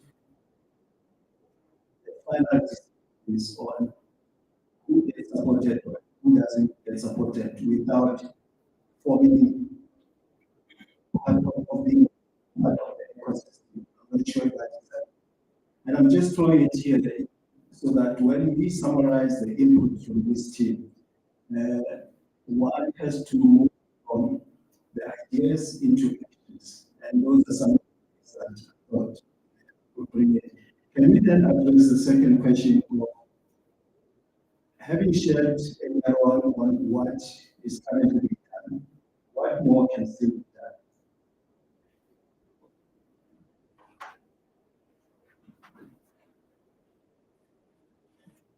I would just like to touch on one thing that this gentleman brought up earlier. I think very important to expand skills into the working environment. Our youth is our future, and apprenticeships, our knowledge experience, is a very effective way of getting knowledge into the hands of the youth and empowering them. And that is where I see we could amalgamate industry with education. Actual hands-on technical training. That's very important. I'll give you an example. We have technology, which is fully developed, at the time it's tested, and needs to be put into the market, commercialized. And this is where training can come in. And the foresight, such as our colleague here from Fort Hare, so we actually bring people into the field and to show them this is what the technology is, this is how it can be utilized. You give your input on how to distribute it, how to actually turn it into something tangible. And I really feel strongly about the possibilities of apprenticeships, and I support you 100% in what you said. And I think that is something to look towards. Not everybody has an academic brain, but there are people out there that contribute to the economy and expand an African economy, if you want to call it that, inspired by companies who bring forward ideas and technologies and physically train people up from the ground right up to customer solutions.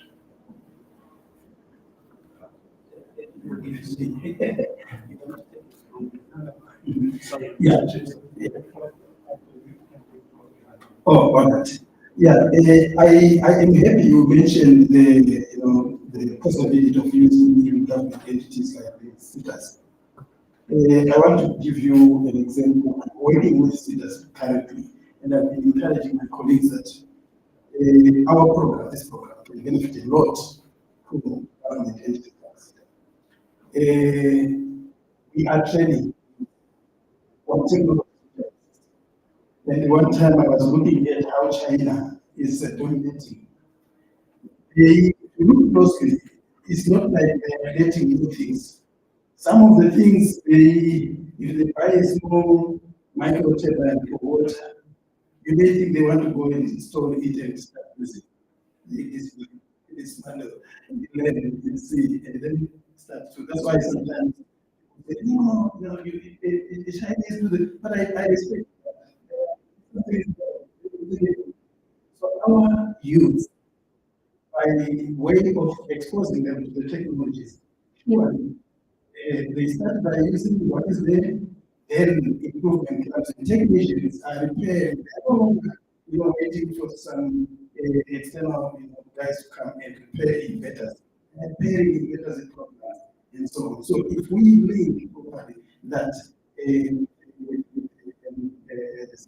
works, and again also the industry companies, we need to lobby or encourage support from industries. I saw it with education. We had a program from the Department of Education to sponsor students for teaching. So many students came, so teachers in South Africa now, there are so many, and they are performing. I think the industry comes in also to say, like, for example, we do what we call a social work that we take which we give to the community. Presently, to students on WIT, those who are doing any support 1 or 2 at the university. That encourages their development of those skills.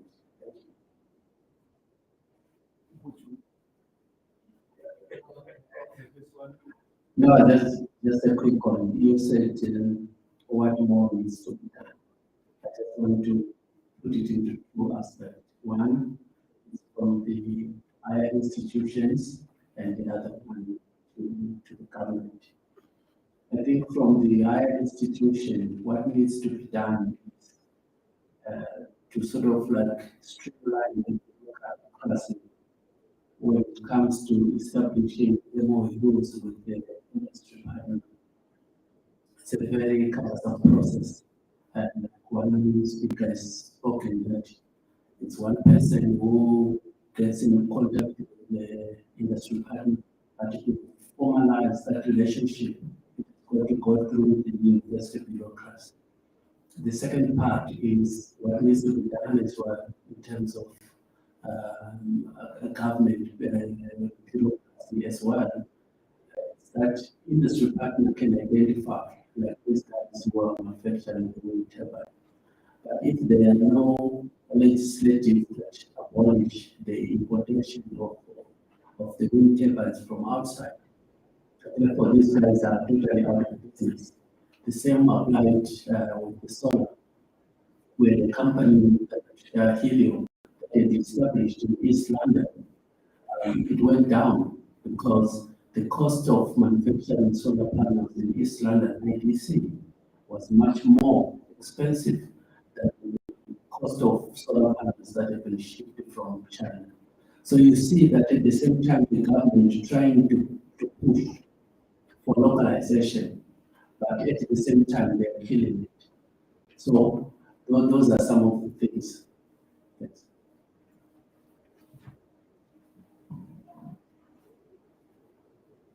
Thank you very much. I think this needed a whole day.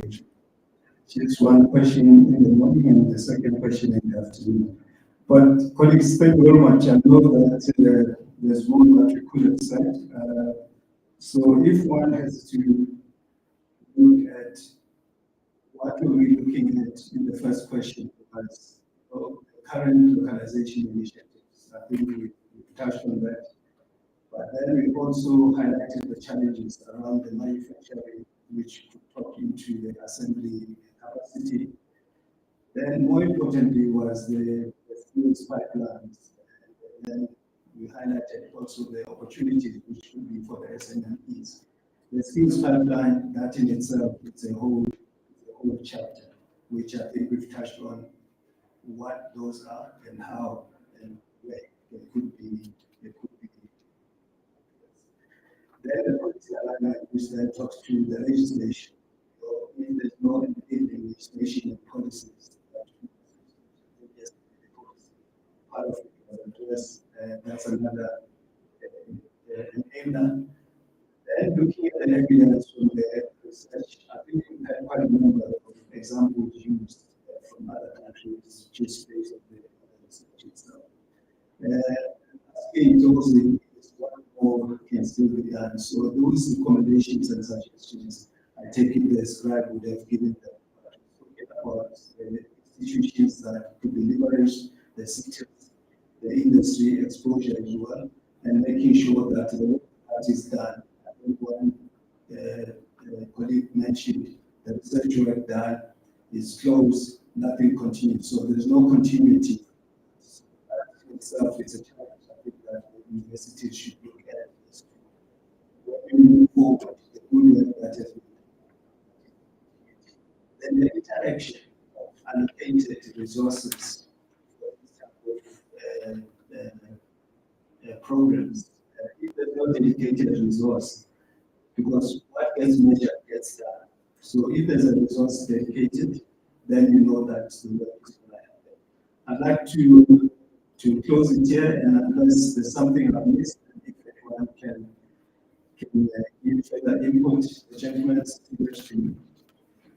What is your closing remark? Yes.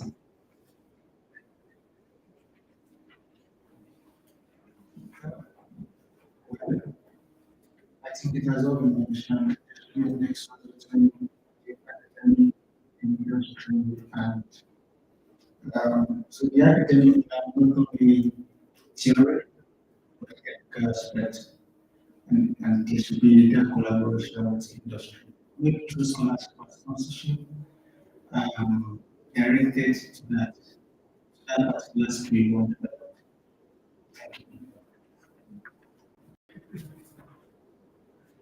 So you'd like to close out what's on the scene? Sorry, I just wanted to touch on what Cosmos said earlier, but I think you also mentioned, and mentioned the time frames. So I wanted to say that Cosmos mentioned paperwork. It is a very big issue in terms of industry forever. And so that IP and that needs to be much more efficient from a point of view. Otherwise, the industry get very impatient. And I think that we as a university can improve on that. And I'm pleased to say that you just created a commercial unit to ensure that actually happen. Thank you very much. I know the university is there's a very fine line that it's in small letters. The IP from the researchers belongs to the university. But what I don't know what happened to that IP at the university is the commercialization of it. Because if that is the reason for protecting it, then the university should then be able to see how it's been commercialized. That's another point that's made raised. I think that's what we're doing the lawyers, to be part of these agreements when they are being set up. And it will take the point phase of work is done, but there's no continuity. So you're sitting on the brackets of money the institution to be cooperative. Ladies and gentlemen, I think we'll then bring it to closure. And thank you very much for all your participation. And as I said, I wish we had a longer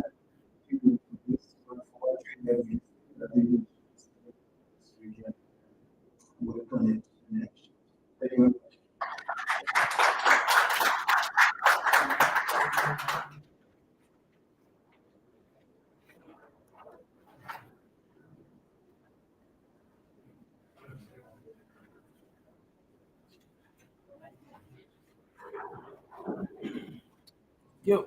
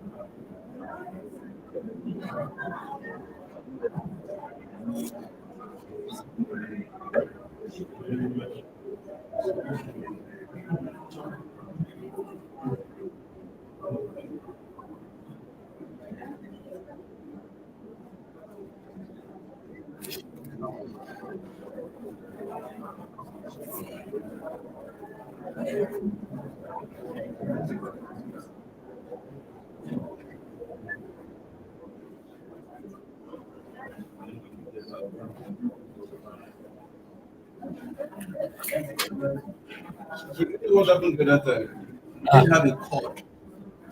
There's a sound cord that would have put Not here, and then you connect it with it. earphone jack. Exactly.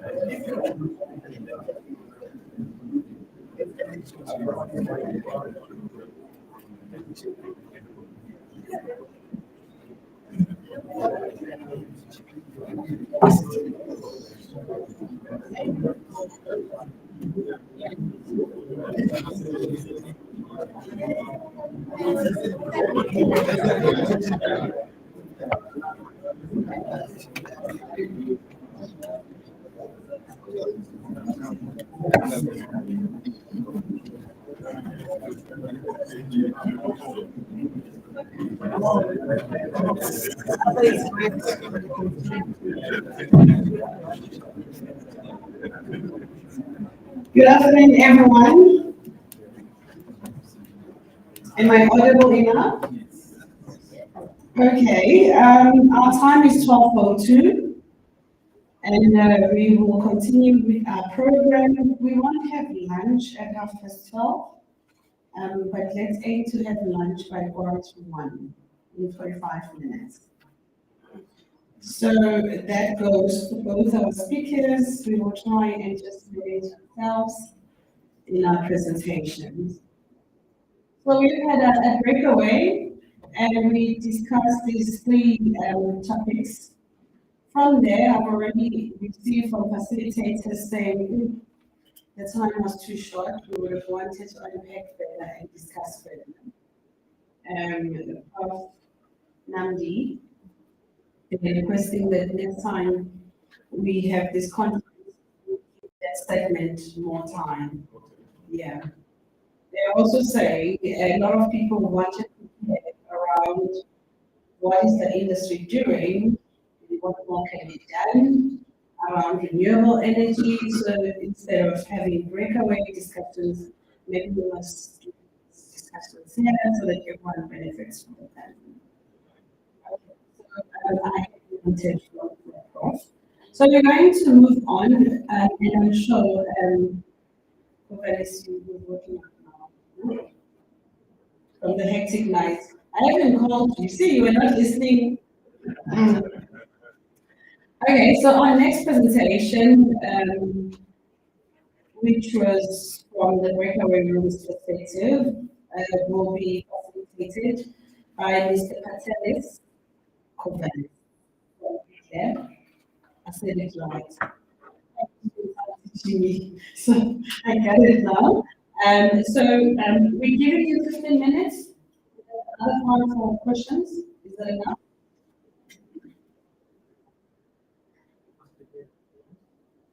Yes.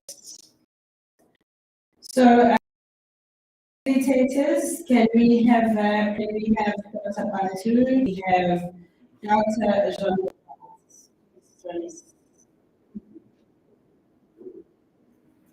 Please don't eat on flour necklace. No? Okay. Come up, otherwise, I told you guys as we go down, so you give us that each other. You will already. Thank you.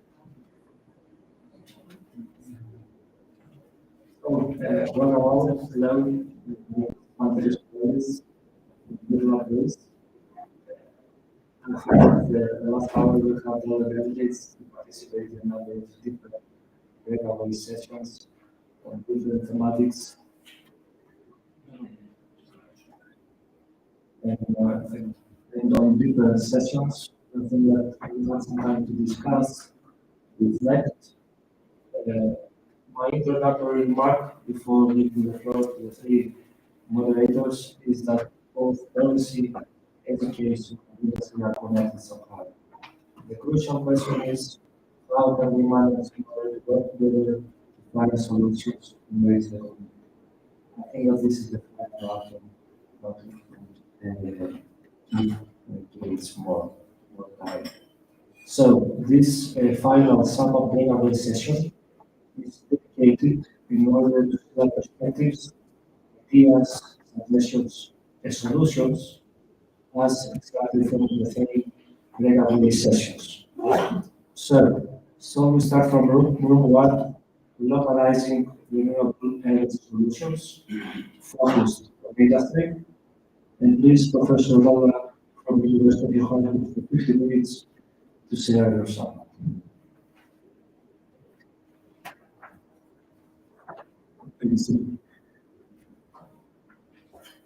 Our topic was looking at the renewables and also looking at localization. And I felt that as a facilitator, I'll be quite disingenuous when we talk about localization, and yesterday we spoke about inclusivity, which talks about youth and talks about women. And I'm neither nor a woman. And as such, I thought I'll motivate a student who's young enough to come and present what we've got, and here to hold his hand if necessary. And with us, it's, I think you've seen him yesterday. He was asking a lot of questions, and it's Ian Risani. Please come on.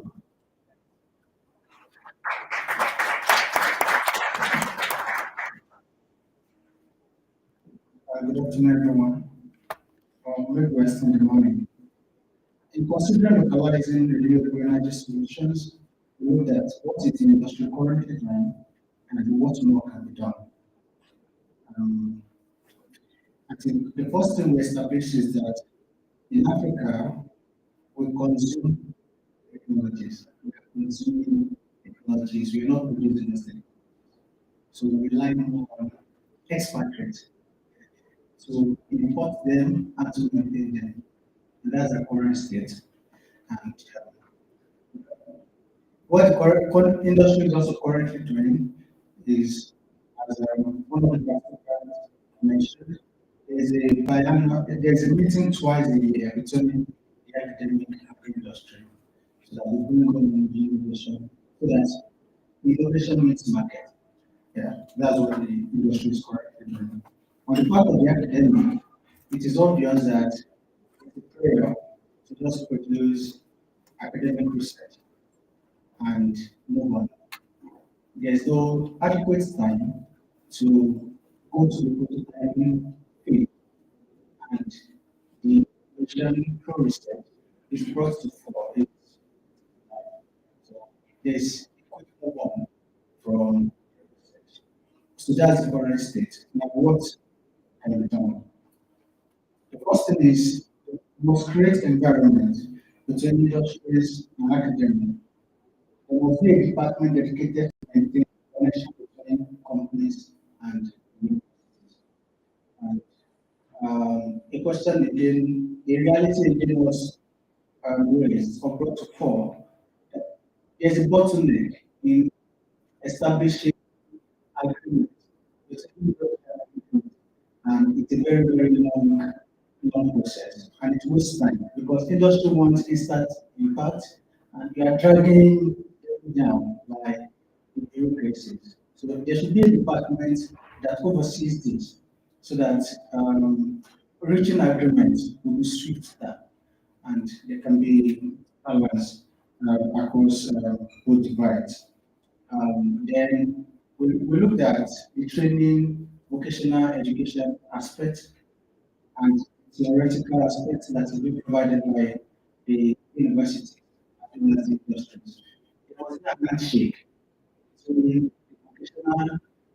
vocational training institutes, the theory-based institutes, and the industries. And the industries can collaborate by maybe sponsoring um, skill development, sponsoring skill development, so that students are incentivized to learn that craft. So if an industry is focusing on only technologies, then the first students, which are the needs to consume and to maintain these technologies, if they train them, they won't need to rely on expertise to build technologies. So that's one. And then um, industry should give universities more time to innovate, and the government also should be in the loop. And the policies also around um, bringing this balance to fore. To close, we must expand skills, empower youth with technical, and also we should create a time frame in universities as the industry gets impatient. So the industry should take also a little time frame to be able to bring their work to reality. I think I must have missed 1 or 2 points, but those are the major things to discuss. Thank you very much. What I'm trying to demonstrate here in comments is that over the world, what we find is bright youngsters that come in, they tend to be put down. Yesterday, Professor, I don't know which you were saying from the his Papa was to know. He spoke about knowledge connection. And what I was trying to demonstrate here is the knowledge that was picked up in the last 25 minutes. That one participant wanted him to come in as how it looks like with that knowledge and you put it into action by presenting to us. Two is that I've done my term as a professional, and I want to see more youngsters being displayed and being showed. I think yesterday someone spoke about youth being our future. I'm like a youth, and I'm the no future that I'm chasing in the age. So that's what I'm doing. Let's walk the talk. Spoil not spoil your shadow. I scribe. And when I asked everyone to introduce themselves, she didn't give us a head here. I had to insist to make sure that it's not just a number here. And I'm saying all these things because this is what we suffer from. Our youngsters, when they're looking for jobs and applying for jobs, they ask for experience. You can't study experience to be able to display and put it I will give that. One, he has been an active participant in this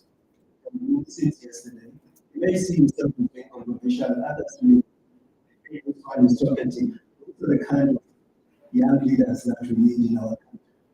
Thank you very much. Thank you, Professor. Thank you so much. So, may I proceed with rule number 2, developing human capital for alleviating energy poverty. This role is focused mainly on education, educators, and students' role in this crucial matter. I highlighted 3 keywords: skills, knowledge, and the framework that we have to implement and design in order to achieve this. So please, Dr. Arthur from UKZ, the floor is yours. Okay, thank you so much. We had a very fruitful discussion. We had very active participants, which I'm grateful for. Thank you so much for your contributions. So first and foremost, our participants overwhelmingly agreed that tackling energy poverty requires a holistic and interdisciplinary approach. Sometimes the conventional curricula that we have, they focus narrowly on technical aspects, but our discussions emphasize that, integrating social sciences, also cultural preferences for our students itself, needs to be discussed. And this comprehensive approach ensures that our graduates are not only technically competent, but also socially aware and policy ready itself. So we can incorporate discussions on cultural and economic impacts and produce very well-defined and well-rounded, capable professionals and that are able to go and make a difference there themselves. And we placed emphasis on producing graduates who understand both science and the social context and are able to address energy poverty in these diverse communities that we are faced with in South Africa. We looked at 3 aspects, as mentioned by the role of education, the role of educators, as well as the role of our students. So with regards to the role of education, of course, we know education is one of the most powerful tools.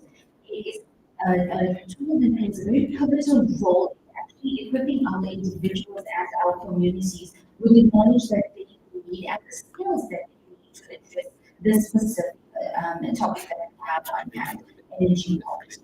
And scaling these specialized programs such as our MSc program here is very important, and we hope that this can be spread in South Africa to create this mass of qualified professionals who are aware of the content-specific challenges and solutions that they have associated with this topic.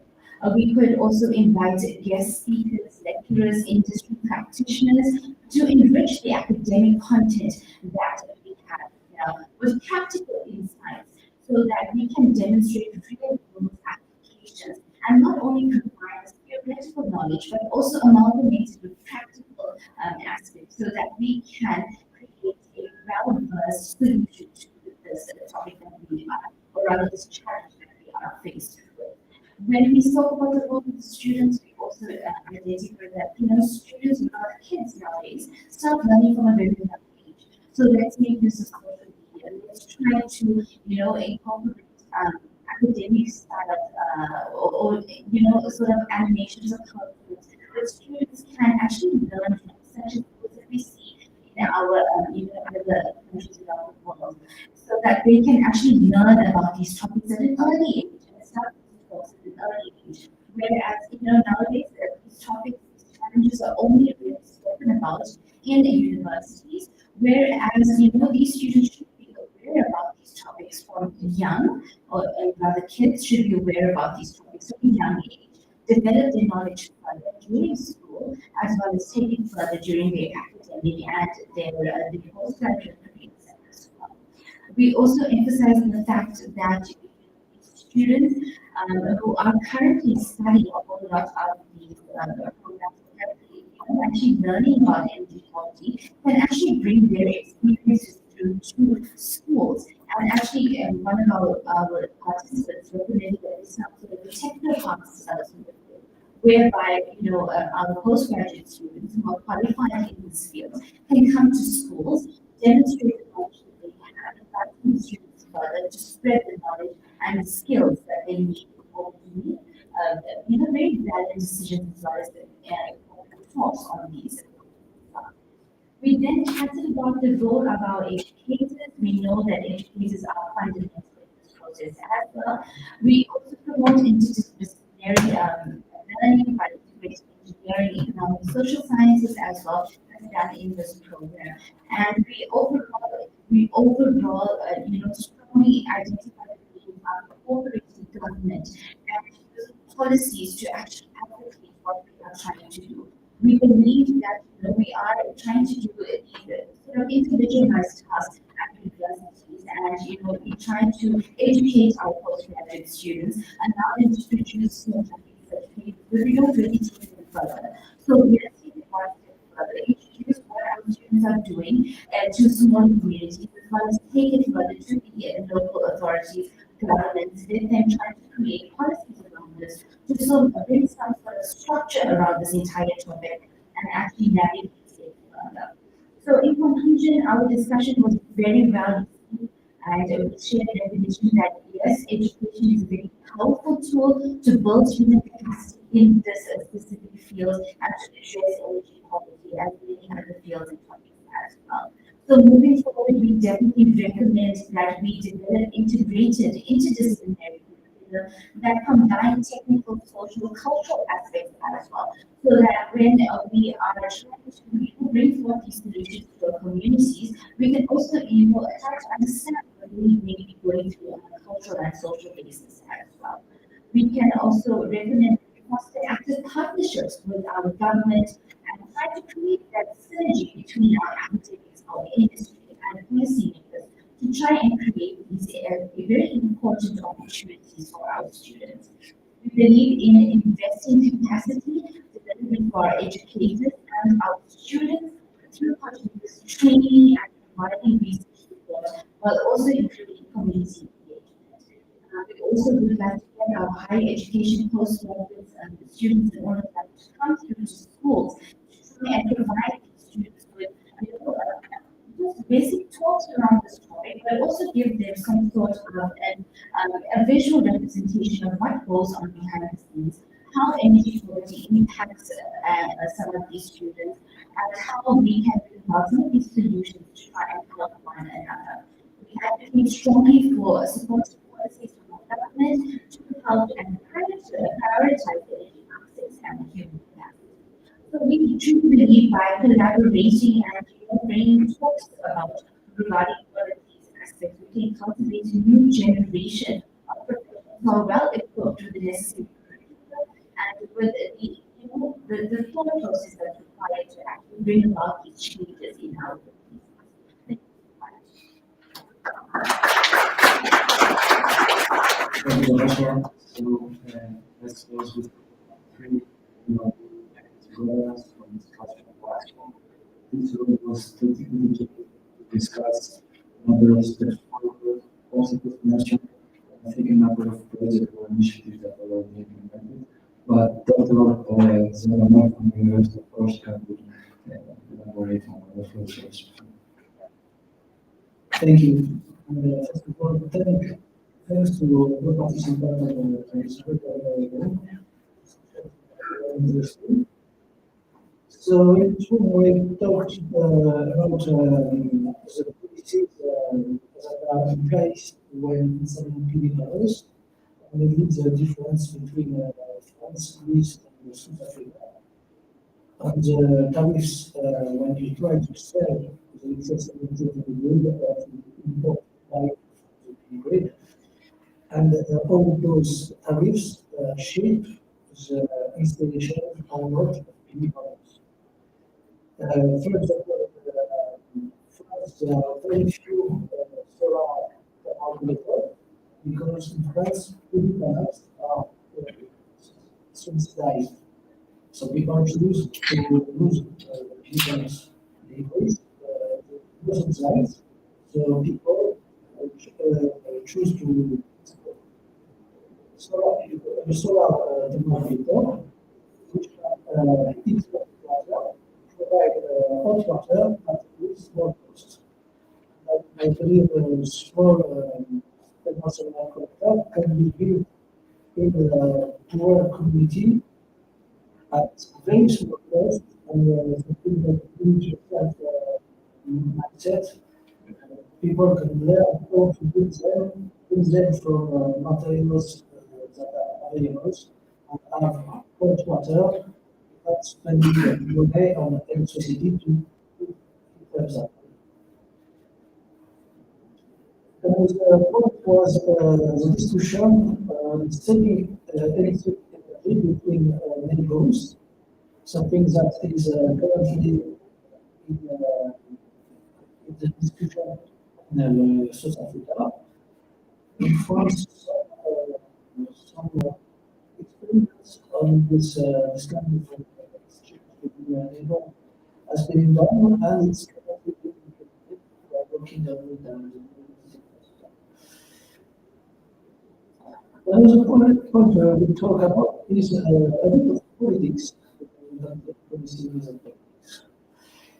The Ministry of Energy is which I believe is also Ministry of Natural Resources. Is against, not against, but in favor of coal to produce electricity.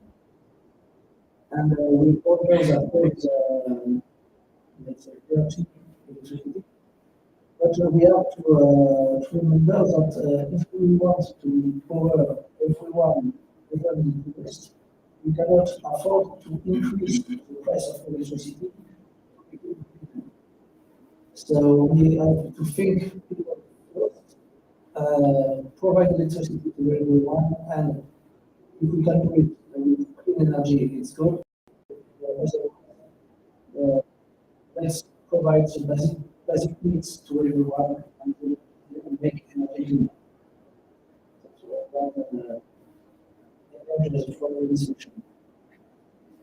And even if the ministry is not a fervent actor in other energies, yes, that the regulation can be changed.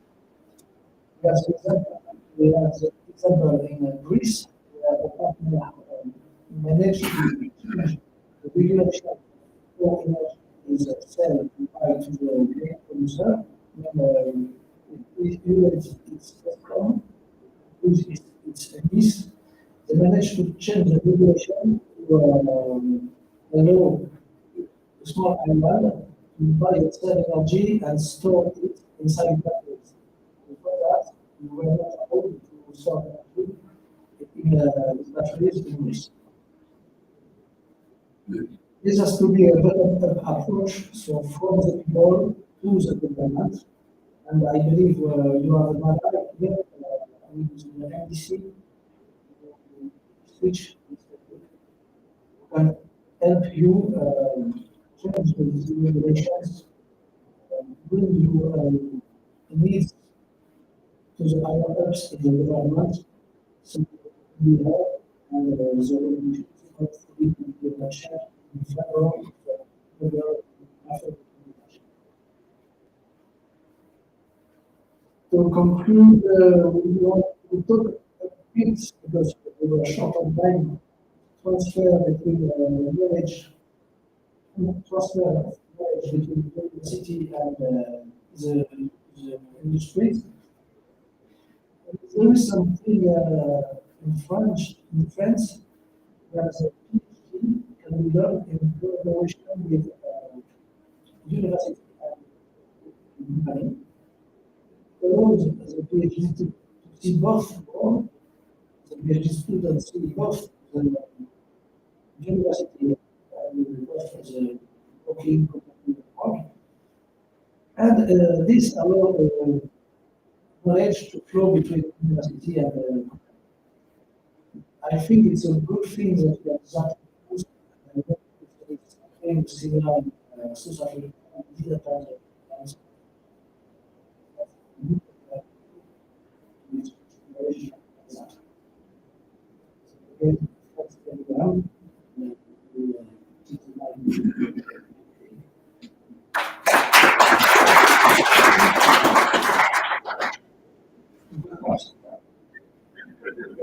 Another 15 minutes.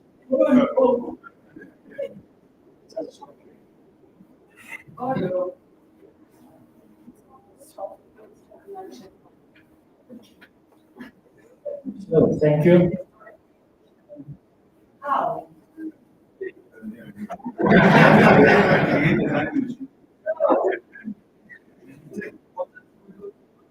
One.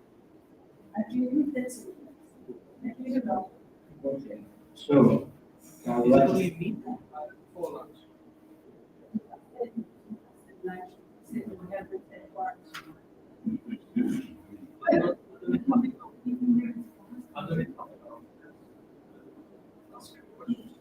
So I would say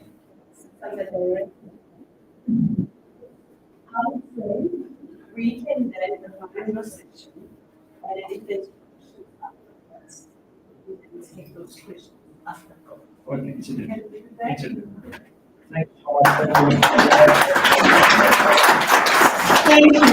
Thank you. There is no escaping here. Someone wants to escape, and we're not going to allow you to. Thank you very much to the panel. We're moving on to our next talk, which is on FAIR projects, virtual learning environment and registration.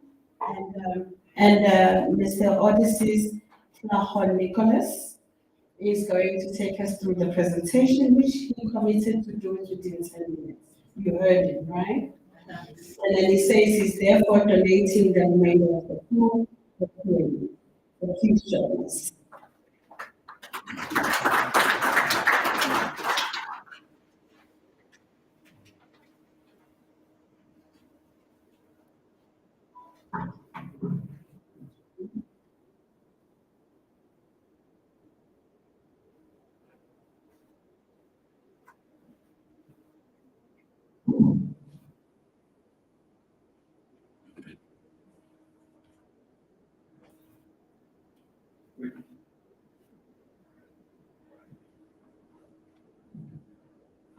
all right.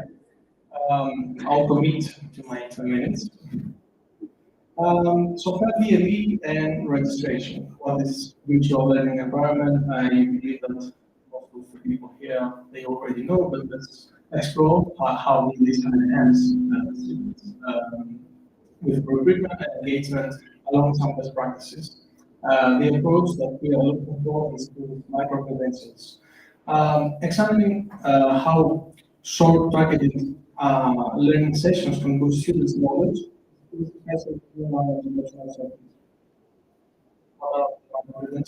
Short certifications or specific skills or knowledge for focused learning units. They are delivered through various institutions. They are either SMEs, they are large enterprises, they are educational institutions, they are VET, they are HAYS, they are also different kinds of organizations. And they cover a broad range of topics. Some best practices in Europe, in France, they have been integrated into their training. In Germany, there is best practice for practical workplace ready skills. And in Scandinavia, there is a focus on lifelong learning with some platforms for accessibility. The main challenges are a lack of unified quality assurance, regulatory barriers, and affordability issues. I will continue. There are also some opportunities. Market credentials are flexible. They can support a professional position through a quick, relevant training for people and professionals that want to have a professional shift and promote the lifelong learning. Now, let's go to the second part of the presentation. It's the FEWS. I believe that everyone has mobile phone and internet connection. So I will really kindly ask everyone to scan this and access the FAIR virtual learning environment.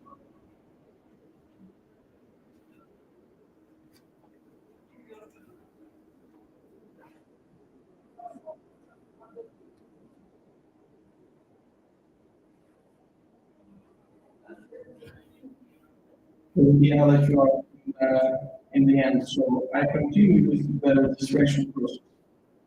When accessing the platform, you can click on login to start your account, and I guarantee that it will be a 2-minute process. The registration process.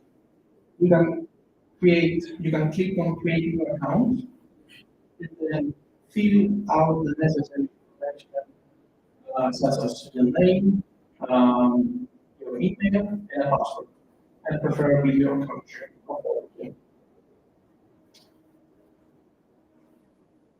Continuing with the enrollment, once you register in the platform, you may enroll in any of the 11 modules that the first one has allowed you to create. And for that, you can click on courses. You can choose one per course, and then you click on enroll.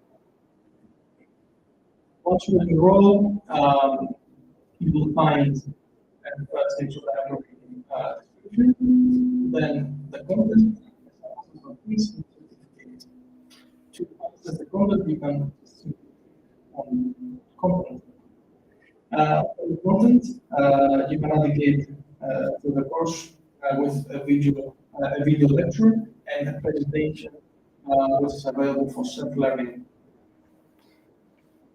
After you finish the course, you can click on self-assessment quiz, where you will find 20 questions where you can choose your answer simply by clicking or clicking on the options depending on the type of question.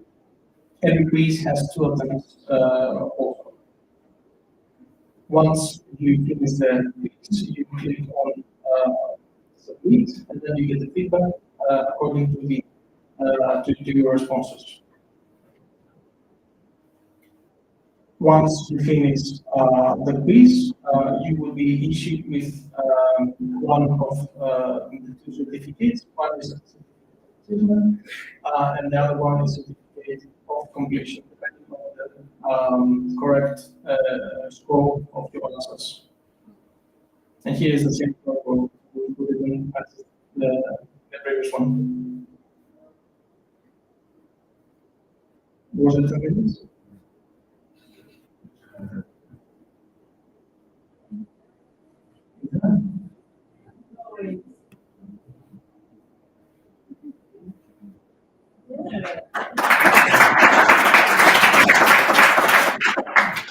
Thank you. Yeah, so you saved this time. It's actually not even 10 minutes. So do you want for just 1 minute, show us the Zulu dance that you learned yesterday, which is the same as a Greek dance? That's what you said to me.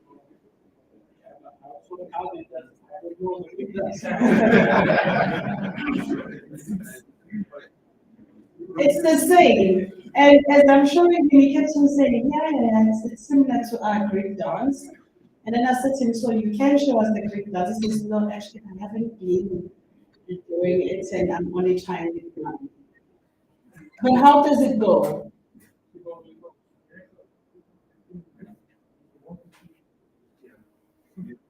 Oh, is it? You can see it. You can say it in Zoom.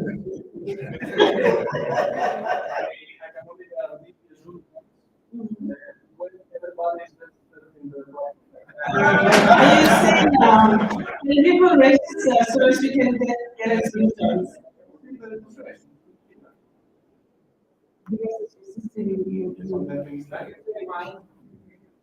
He's gonna croak us now, huh?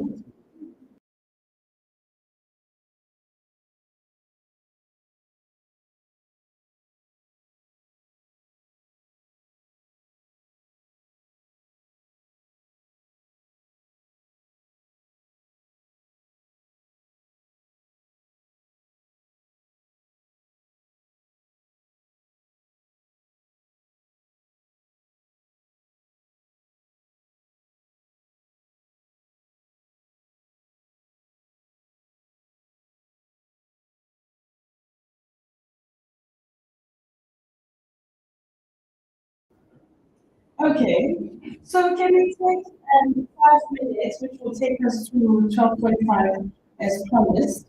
Can we take questions? So you have to really this might be yours. Can I ask you to also join us?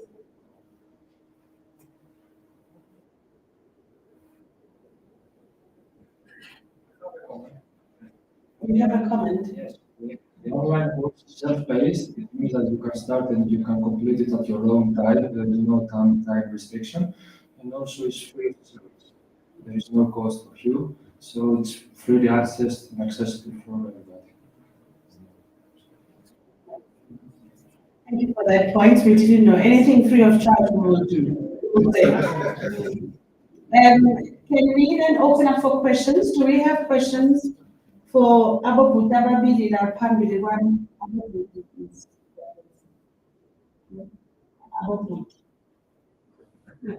Never mind. Do you have questions? They just get off your excellent. Okay, doesn't look like there are any questions, so thank you very much. Do you want to say?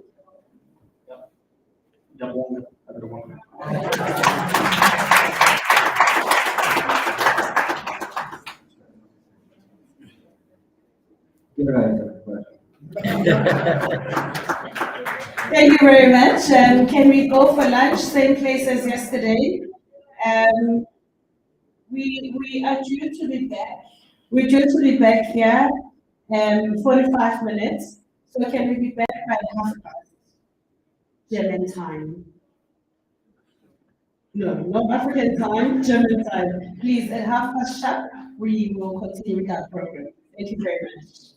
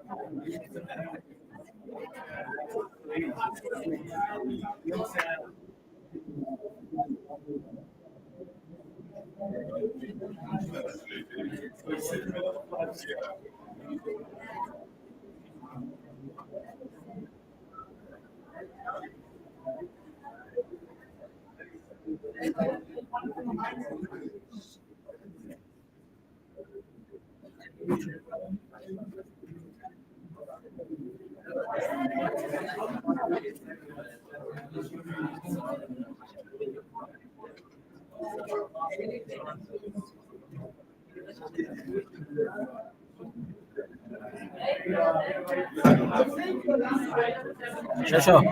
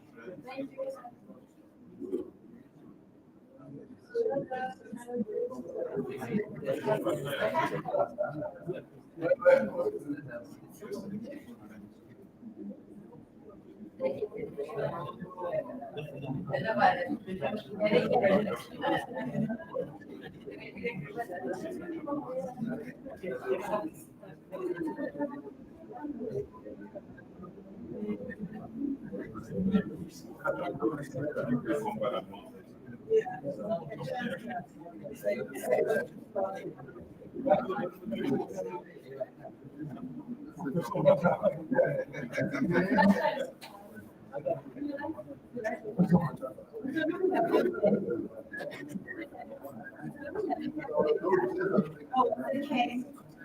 Yes,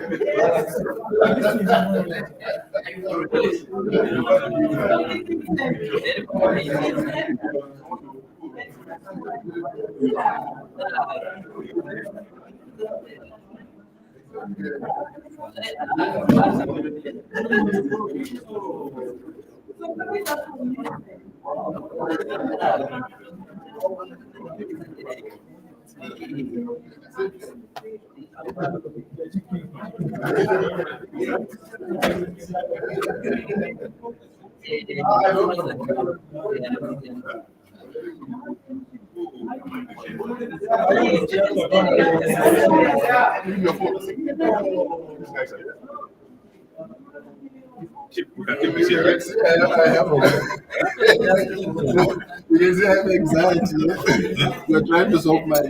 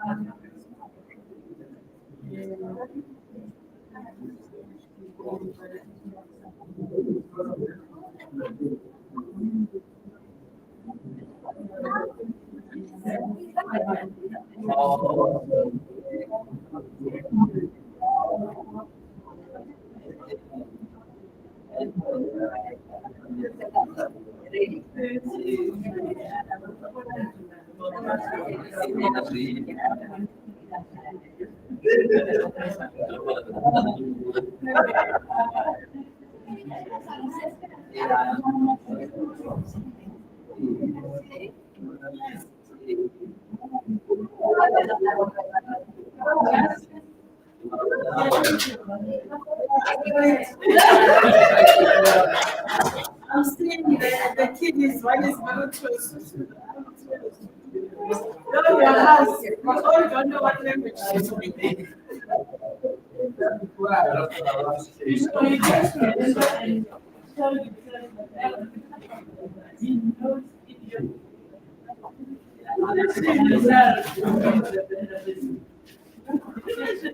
yeah, absolutely the books. Zulus of Kepler.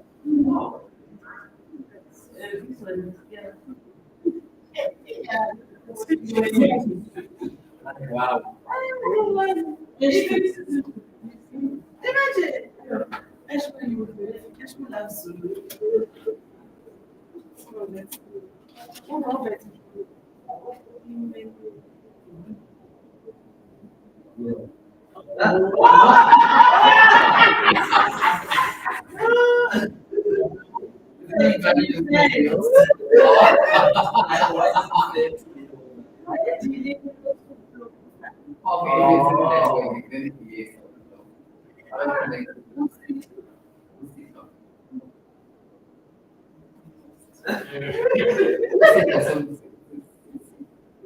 Ah, so.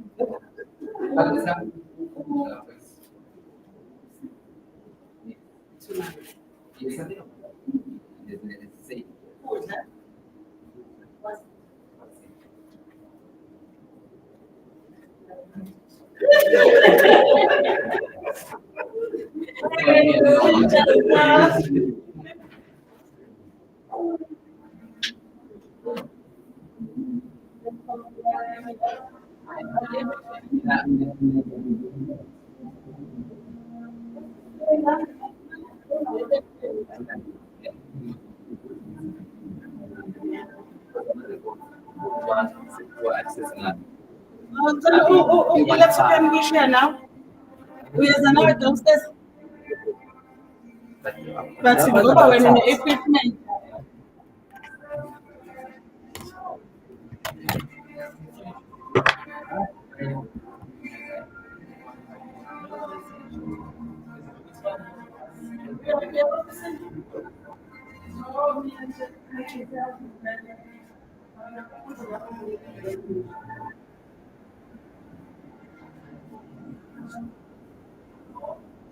So I feel like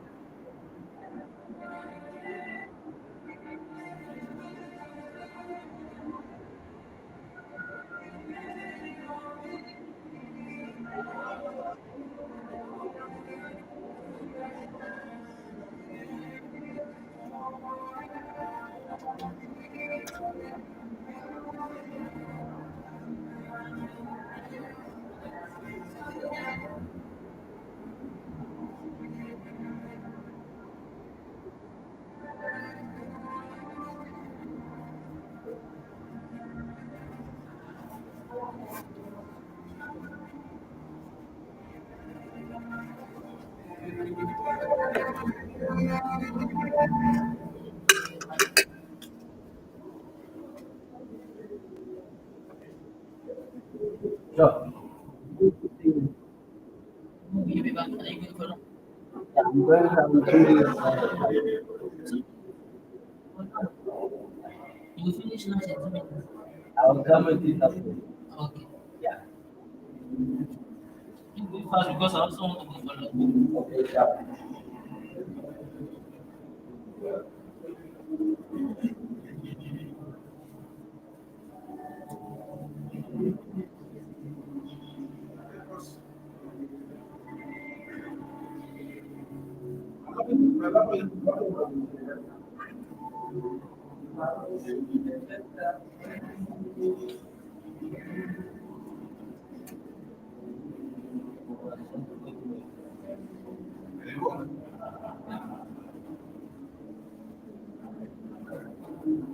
That's why I don't know you guys don't speak very soon. Because I know I sent a message in the morning that we're having a speaker from from Zoom, yeah.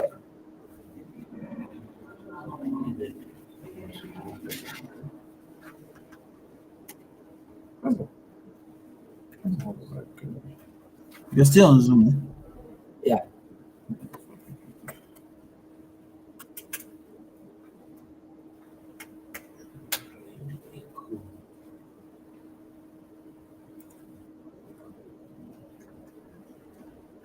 Okay, to me.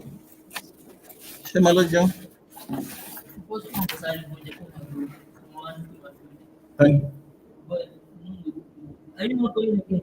Oh, No, we're sorry. checking something. I will have to leave you. Yeah, you can go through, it's fine. No, I'm here, don't worry. Yeah, I'm here. I Can enjoyed go that. through, it's fine. You see, it could have all the issue we have these days could have been if you just discord, you just disgrace us nationally, internationally, worldwide. That man, now you know that man will say that Africa.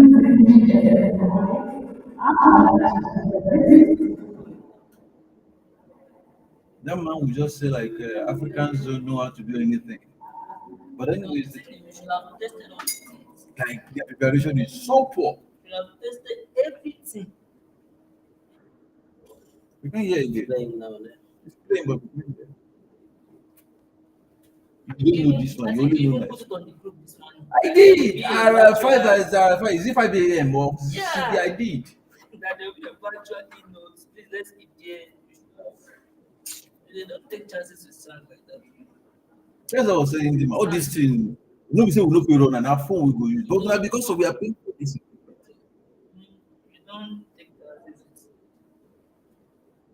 It's very important. Even if you can't see, they must be able to hear. Exactly, that's another thing. But I'm just happy that he presented people who had him, and people were surprised There's that always a way to improvise. people were even surprised that there's energy poverty in the US. I was like, I'm also surprised because US propaganda is. It's all this country. They only tell us what they do. They don't know what they want to tell us. Exactly. Everybody is just human beings. Everybody don't watch up with them. Exactly. That guy said he was surprised. Everybody don't watch up with them. There's energy poverty in the US. I'm not surprised.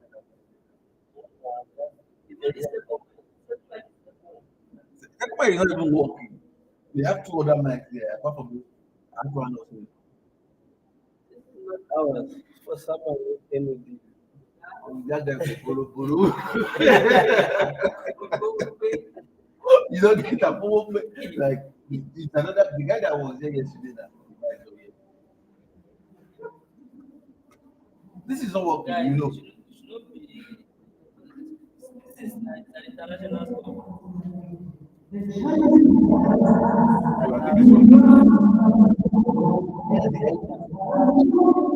No, where's the mic?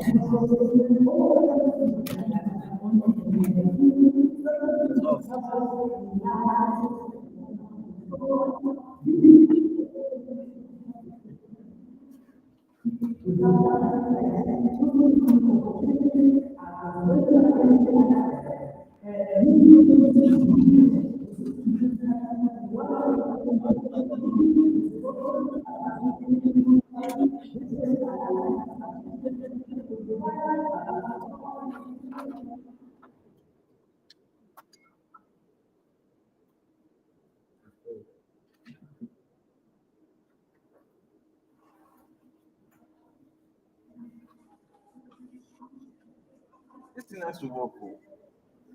It's ever from the laptop or from the instrument. No, I think it's from this week. Let us go back to my book.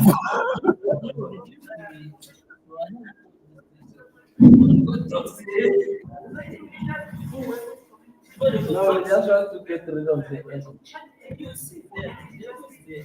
There's no echo here, man. Okay. You see the back.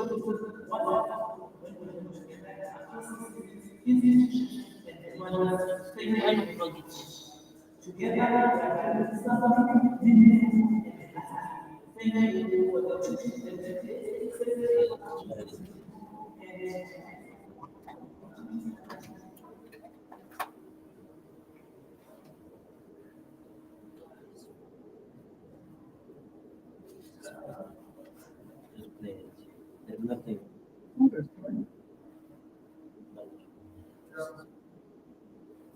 What did this when I get Let's put it like that. Did you take my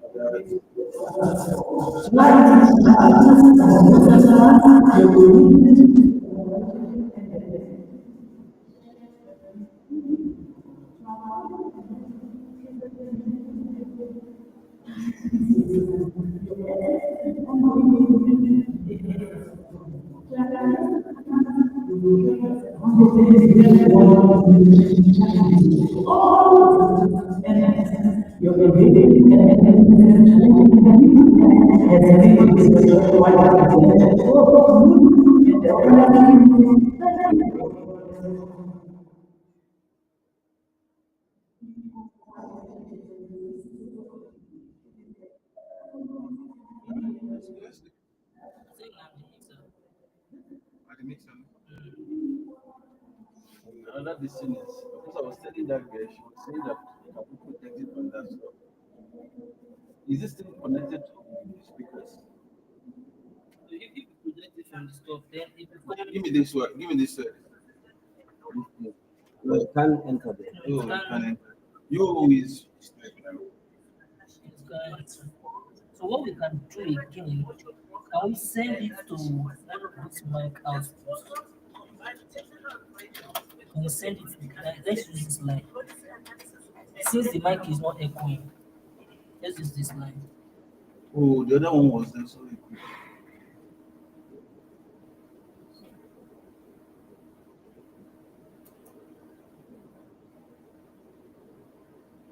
I tried all these slots.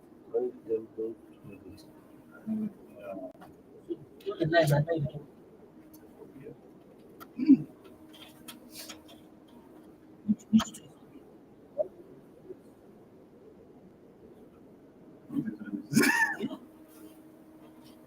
But this is mic. Now this mic is working. You should to send it back. Oh, it should give us signal.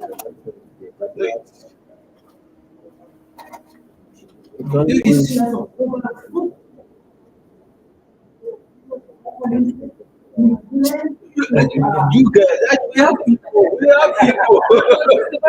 we have people. We have people. See, you have been battling. We have people. You see? You see? The mic is not echoing. That's not bad. You see? I was telling Dima, we are only praying for equipment. I need to disconnect from there, and then we can do that, and then it should be some. But it's on the ends and. Yeah, it's okay. It's okay. It will be about ends and. No, it wasn't. He wants to play a video there. No, but it's not, air color. It's not yet. That's not our apartment. Yeah, that's the thing. That's the sound for the auditorium, not our sound. Dog, the sound does not belong to us. This belongs to them. Hence we call them. I heard the echo. Hence I called the guy to come and attend to the. It's not our responsibility that side. We are only here. We are not dealing with the sound. The sound does not belong to. We never provided the sound. We only provided the equipment, not the sound. Mr. Gerard, you don't want that. Just leave me. Thank you so much. Okay, so in terms of the Wi-Fi pin number. Please, we are already sorted with the sound. Yeah, we'll just plug it. Don't spoil it. Because it looks I'm disconnected. It's staff. Yes. Staff access. But connect. Oh. Yeah, on this one. So we need to connect on this one here. So you know all these passwords by head. Ah, I'm putting mine. Oh. Into sikhokelela sikhokelela nje izinto alazi lutho. Angizange ukuthi usho lokho. No, I correct things because it's our reputation. Yeah. We don't allow our reputation to be drained. The person doesn't just talk. We think before you talk. Because we even not about sound. Just by fixing that. We're going to the show. Event before. Yes. Yeah, the guy came here. It's not the sound. Yeah, but it was on Saturday. Saturday, Spanish. So that's what I'm saying. It's our ukukhuluma nabantu wa-address abantu right. Awandithi asicabangeli and ngeke lana ngithola ukukhuluma nento zakhulumayo ufuna ukuthi ngithini? Is it charged? Eh? It was not charging my phone. It's being on the charger.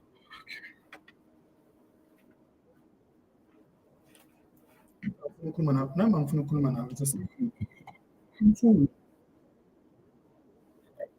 ngimkhuzela ukukhuluma nawe ekuseni akhuluma nawe on your thing instead of akhulume nawe la yona ukuthi ukhulume nawe la on your group so sonke siyazi ukuthi then mase ngingasazwani or ungasekho uzophendula kanjani so but everything happened like today ne? Yeah. Sure.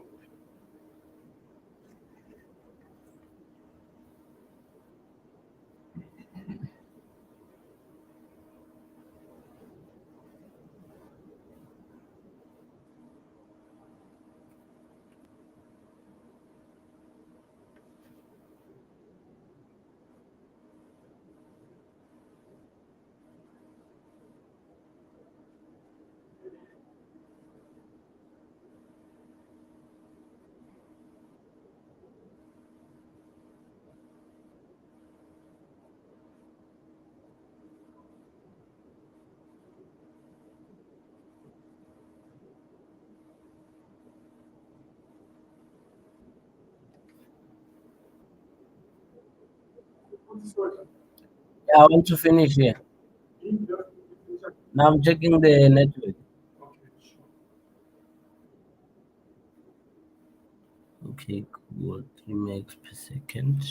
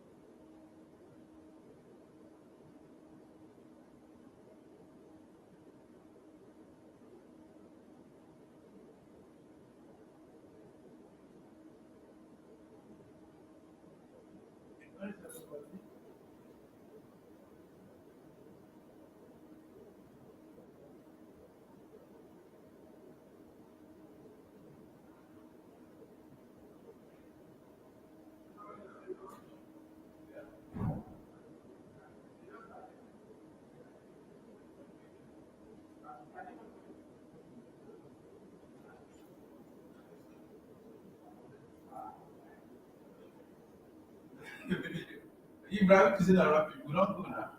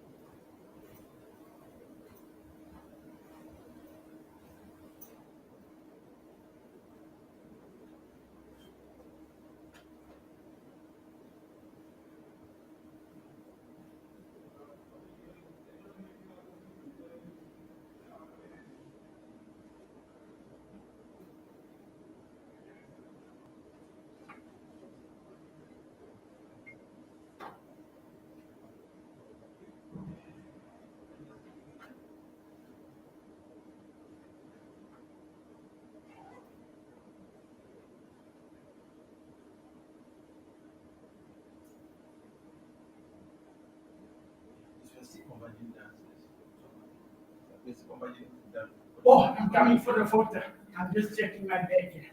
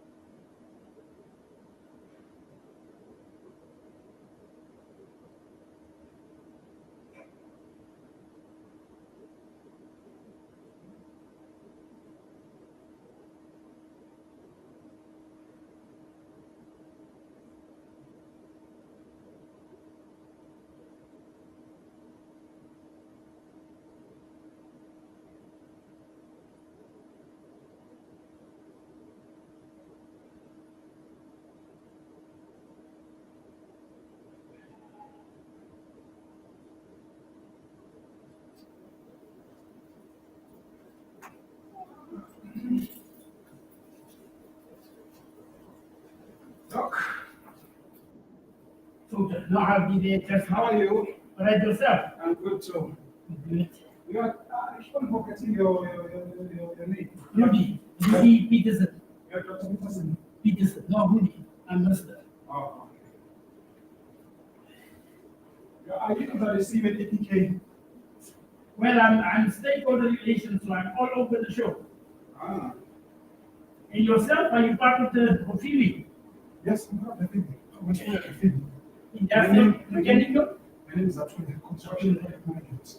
Or construction? I was doing construction project management. Oh, you are part of Clinton's. You know him? Ah, yeah. Former vice dean. Who don't know him? So we are on the teachers now, then. Yeah, I'm on the teachers. I wish I can find it way in the future. I'm not that I work for my masters. You don't have? I don't know.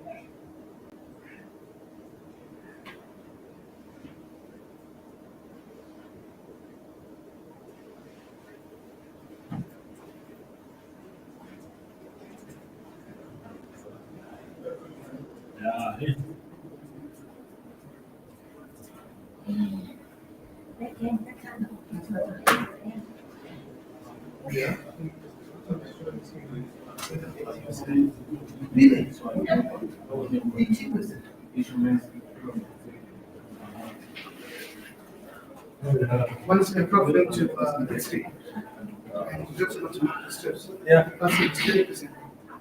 So they asked me to come on, and I got it to 60. This was part one. Oh, and there were certain things I didn't send to you.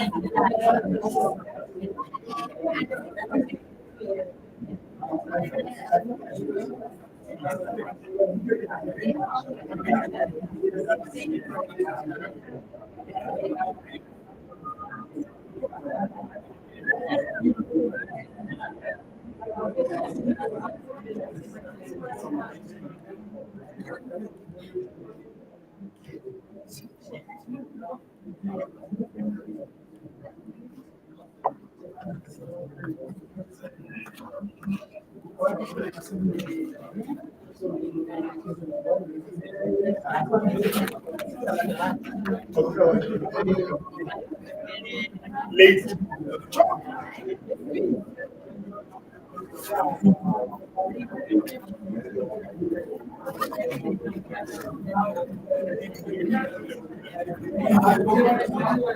I got my laptop. Madam MC. MC. Yeah. Oh, why you not? No, baby, usa kuja la pale kulia. Oh.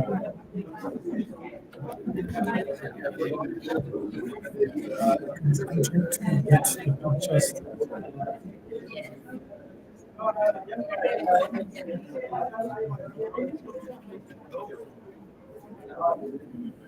Let's laptop. Is it different? You don't have a laptop. Oh. Okay, let's continue. I think it's that one.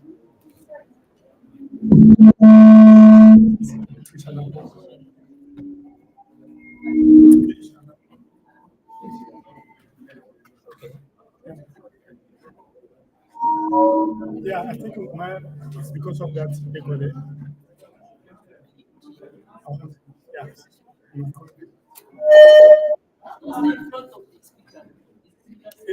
You put it down. Is this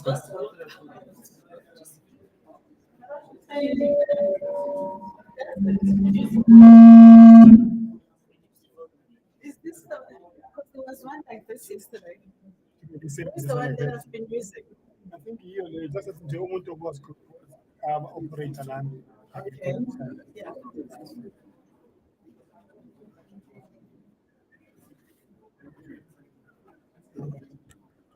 Welcome back, everyone.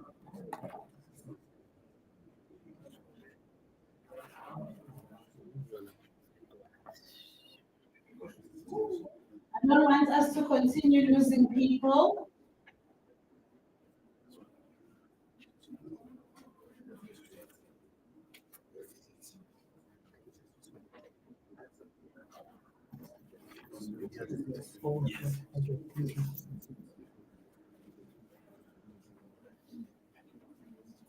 Welcome back, everyone. I don't want to lose you too.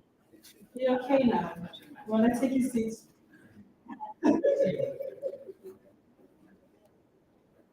Yeah, okay. So this is our last session, and so we are going to try and give it our all. I know that after lunch, sometimes we just want to relax and not do anything. But what do you need from me?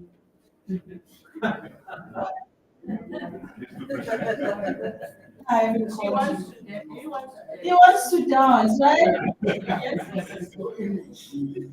It's diminishing. So I've come here to activate. I don't know how you ascertain that. It's these people from this game, they want to come and take over. You want to set up so long? You wanted to set up so long? But I do know your university might take 30 minutes to set up the toilet.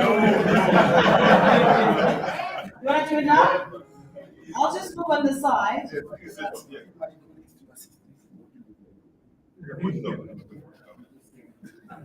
Okay, so whilst he's trying to get himself set up, I do know sometimes, privilege makes you not see other things as a barrier. You see, because at the University of Great University of Johannesburg, we just get at the podium, we plug, we play, you see. But Forte wants to prepare themselves for 30 minutes before the weekend. Well, until academics, we're dealing with facts. What's happening right now? Okay, colleagues, I'm happy that you still have us nice. It means we did not eat a lot today, so we are going to give it our all for the next 4 hours. We'll be together, focused and activated. Yeah? So our next talk will be by Prof. Mukumba from University of Voltaire. He's going to be taking us through MSc program internship structure.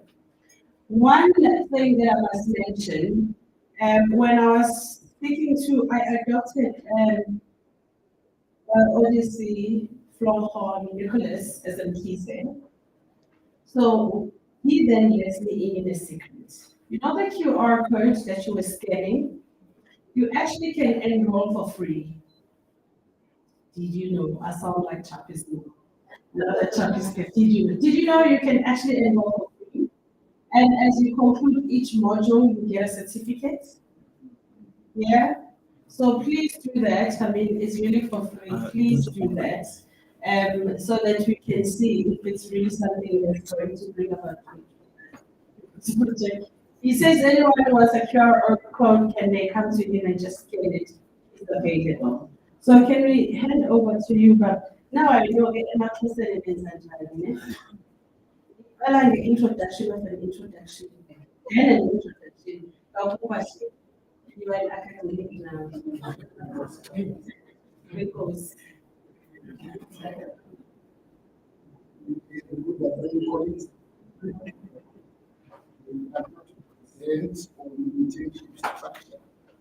for the Master of Science in Elevation Technology.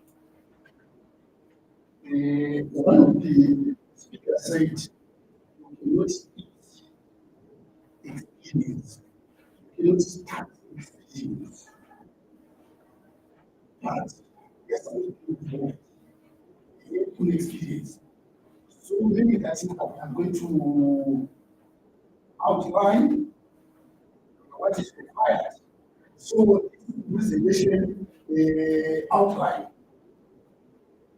What is the purpose of the internship program? It bridges the gap between the theory and the practice.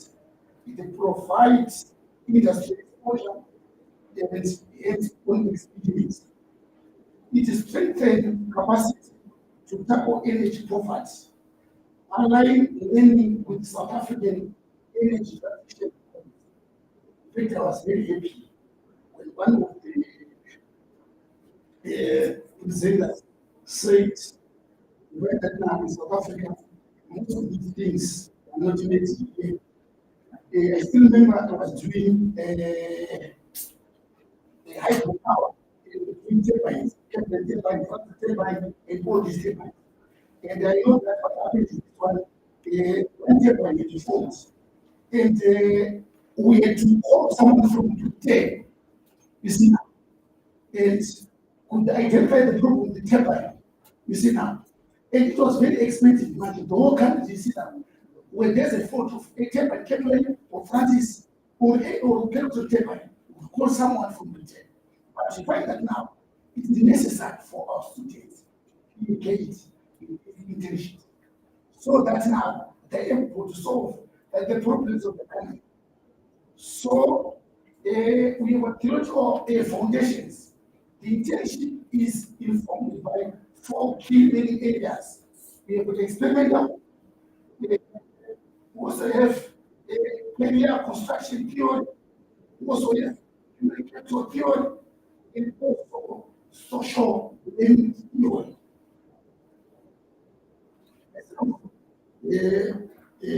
Yes, you yes, I'm more into technical, what social part. Why the internship matters enhances technical and analytic skills, builds professional networks, develops problem solving and leadership, provides exposure to real world energy challenges, supports transition in energy, focus areas.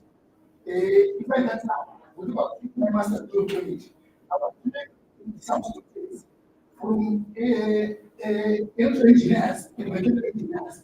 But we find that we go to a house and find that someone with a degree, a 4 degree, 5 degree in electrical engineering, couldn't pay to the country. He said, that means, he said, what happens? Someone is getting a medicine to benefit from Islam. So now, those things disappear because of this problem. The types of intensive roles, engineering and technical, research and development, sustainability and environmental impact, project management and administration, community engagement, and outreach, outreach program, soft skills and business development, IT and data management, energy auditing, and energy efficiency.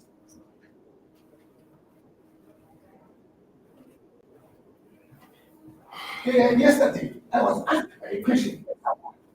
In this camera, when I'm moving from Tropic, I'm going to, when I'm moving from Florida to Limpopo. So they've got some challenges now. They want to get a farm using renewable. You see now. So that's now I did to advise how they can size the solar system, how can they size the weather system because they've got a system now that is supposed to be perfect. So that's not able to do irrigation. So by that now we our students now have done this work, they're able to work in irrigation companies. But now they will be based on the renewable energy systems for irrigation. So I think that it's an intensive structure. How is they want to serve alternative to minor education? However, we would encourage our students to be involved, to be trained rather than to write a minor dissertation. Because there will be some challenges now to separate minor dissertation in that. But you find that now, the one who is involved in intention get much higher marks than the one who is writing just a mini station. So we guide our students to do to be involved in this situation so that they get experience. But the purpose of the module, the purpose of this degree is to equip the students so that they become they're able to solve problems in the community. For example, another example is now, I was looking for authorized when you produce biogas. And you find that now you want to use biogas to drive the engine or to drive this generator. So I wanted to authorize that because if you purify biogas, it means that now it becomes controlled. So I wanted to authorize so that it can edit a chemical so that biogas can make a slow but that I don't think that in South Africa. You see, in China it was costing, I think it was around 50,000 US and convert those US to rands. Around 500,000 rands. So if I do that now, and there's also someone in the neighboring countries now, you are selling that at 250 US, almost 5,000 rands. So if I get now, we are getting all these things. We want to buy something, we have to buy it from outside Africa now. So in that now, when we tell students, they are able even to make all these things for students. And also, it is awarded a 60, it is awarded 60 credits conducted in industry organization aligned to sustainable energy efficiency, data analysis, community engagement, policy and government, supervised by mentors and MAC coordination team to develop the intent of these trainees. So that now they should be supervised by people who are involved in the project. But someone is looking at each other. You cannot expect someone from social science to supervise that person, but expect someone from engineering to supervise someone with okay. Internship, duration, and flexibility. Duration depends on the organization. So one can prefer to do anything on part-time basis, on full-time basis, or on a remote basis, but however, it's not viable. Because the term is supposed to improve its manipulative skills, must meet academic learning outcomes, includes weekly logbooks and progress reports. The intern, let's say, comes to she comes to the best renewable energy center in South Africa. Because now currently it's for wind turbines there, you see solar system there, you see all the time to buy us that it's our university. Because we were like was our university I wish just to play so that the university come so that you see what you are doing. Our criteria of organizations for intention, alignment with educational goals, the qualified and the experienced professionals, professional memberships, project viability, and only compliance with the labor laws and employee welfare, strategic vision, and organizational financial support for details. That will always all the details for that one. Remember when there was a trade for almost a year. I was looking at the student plan. It was a student plan. So this is why where it is intention. So we produced the biogas from the US. So we optimize the biogas production. Even biogas, compressing the biogas, doing also that one. We have got a plant, so we produce from that one. So I did my intention there. And you see, it was good to say now. I learned a lot of things. He said, although I was graduated from the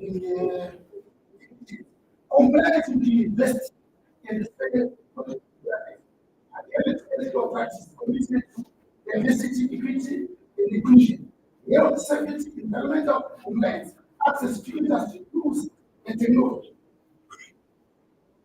Student acceptance process. So, student acceptance process must remain at least 2 months before the start of the 6-month probation. So those are the steps and forms. The steps and forms students, organization, accreditation, clearance, preparation, application, acceptance and documentation, residence confirmation, for precaution, students must complete student internship acceptance, students website supervisor agreement, internship indemnity form, all those things are completed. Identify the worst organizations. So we have got a number of organizations that have been identified where these students are supposed to do their internship. These renewable energy companies, utilities and power producers, research and innovation institutions, police, regulatory and sustainability agencies, strategic selection, proximity to partner institutions.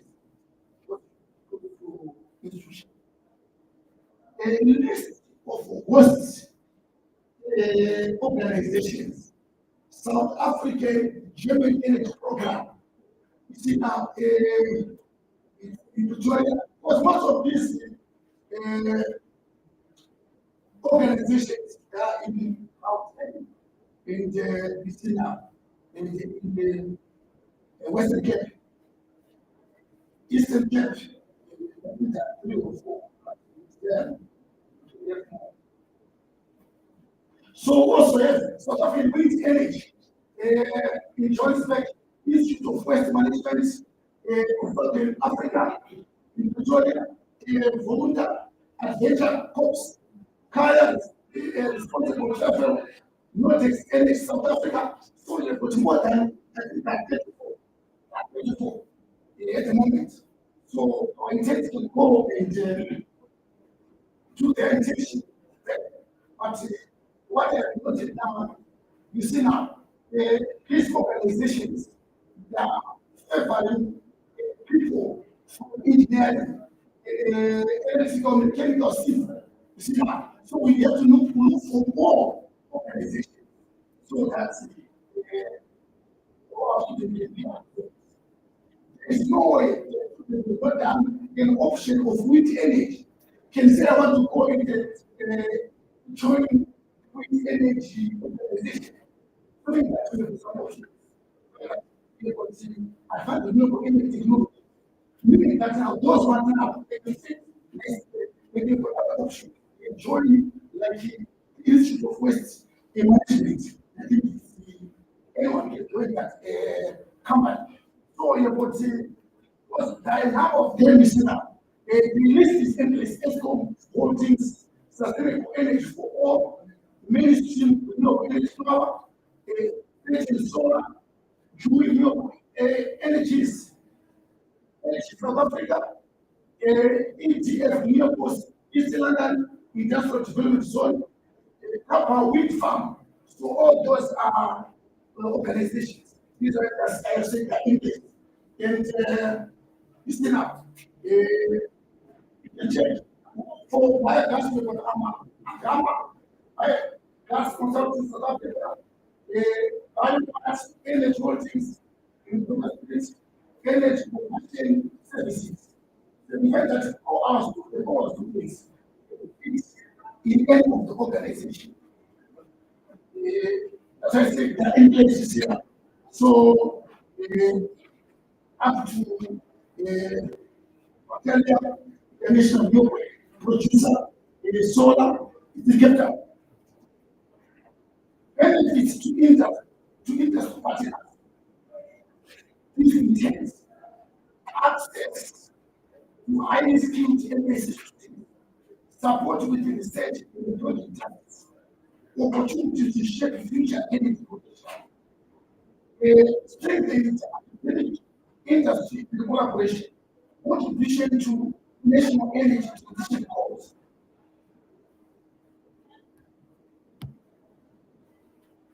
MSc internship coordination team.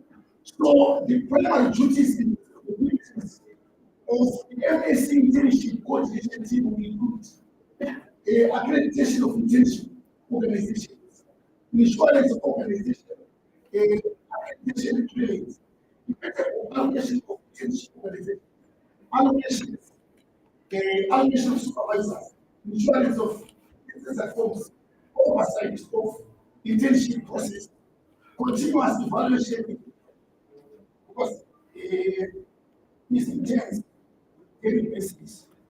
That's supposed to look in, supposed to look across. When they are sick is supposed to come from the organization. Expected in outcomes. Students will gain or acquire practical knowledge and hands-on experience in energy of artificial technologies, aligned with the learning outcomes of the 11 MSc modules. The very key ability is skills, enabling a smooth transition into the work. Enhanced workplace competencies, attitudes, habits for the seamless integration and long-term career success. Strengthen essential soft skills such as communication, interpersonal relations, time management, leadership, emotional intelligence, and analytical thinking in the problem solving. Someone is doing education to get his or a master's degree. We must solve the problems of the company. If the company has some problem, we know the problem, we will problem. Someone intends to solve the company. And you find that sometimes they are taught by people from vocational colleges. They get off and they take a training. But this one is doing masters now. So the next expected learning outcomes are continuous. Build competence, gain exposure to various career pathways, establish valuable industry, instill a strong sense of ethical responsibility, foster the ability to work efficiently across different disciplines, integrate engineering policies, environmental science, knowledge to address energy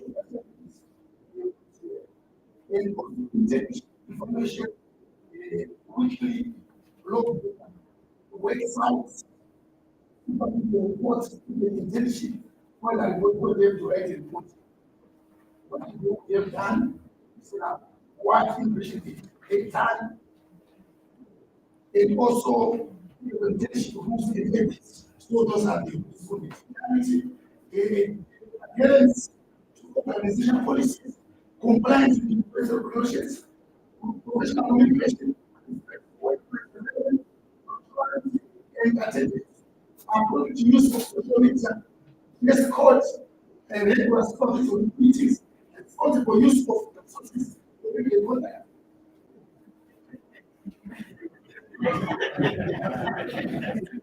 Completion of internship requirements.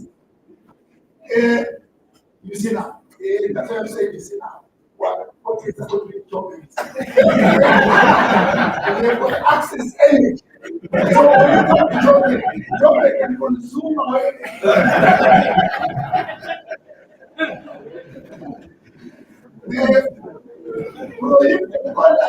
completion of internship requirements, grievance, and conflicts.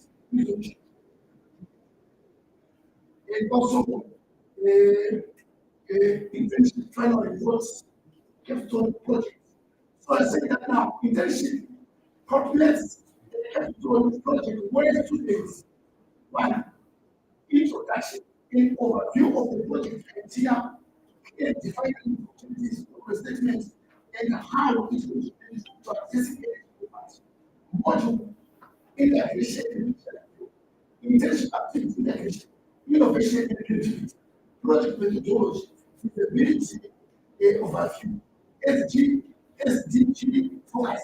Because find that these students, when they go for it, they are supposed to answer. Say, how many SDGs have been answered by your teaching? Community benefits in the community. So that that is the report. All this information is found in the report of the intent. Okay, thank you.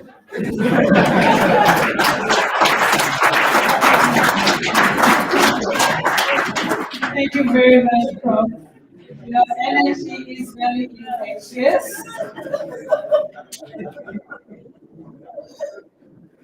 Oh, Prof. Thank you, Prof. That's why the records are not working. Because you. Okay, if you agree with me, we have the next presentation, and we will then take Q&As after the next presentation. Please, I want to say to you, you saw how animated Prof was, and kept us glued and focused and wanting to hear more. No pressure. I'm just saying, we're expecting the same, because you're not the least, but you are the last speaker of the day. So you're between us and our freedom. So it's worth it. Yeah? So Prof is going to focus on energy efficiency in addressing energy poverty. Prof Mataba Dibelo from Postgraduate School of Engineering Management from the great University of Johannesburg. Prof, over to you. This way. So look and learn, right? Prof is going to come up, plug and play. There will be no 30 minutes of trying to connect. Over to you, Prof.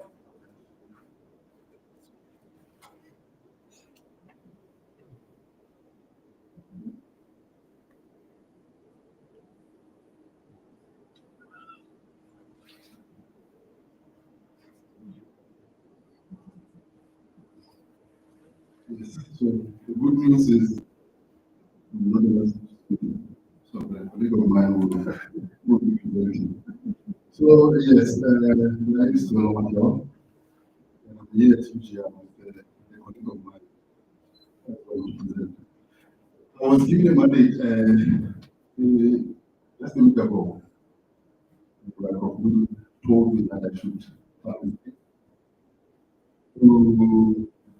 how we can use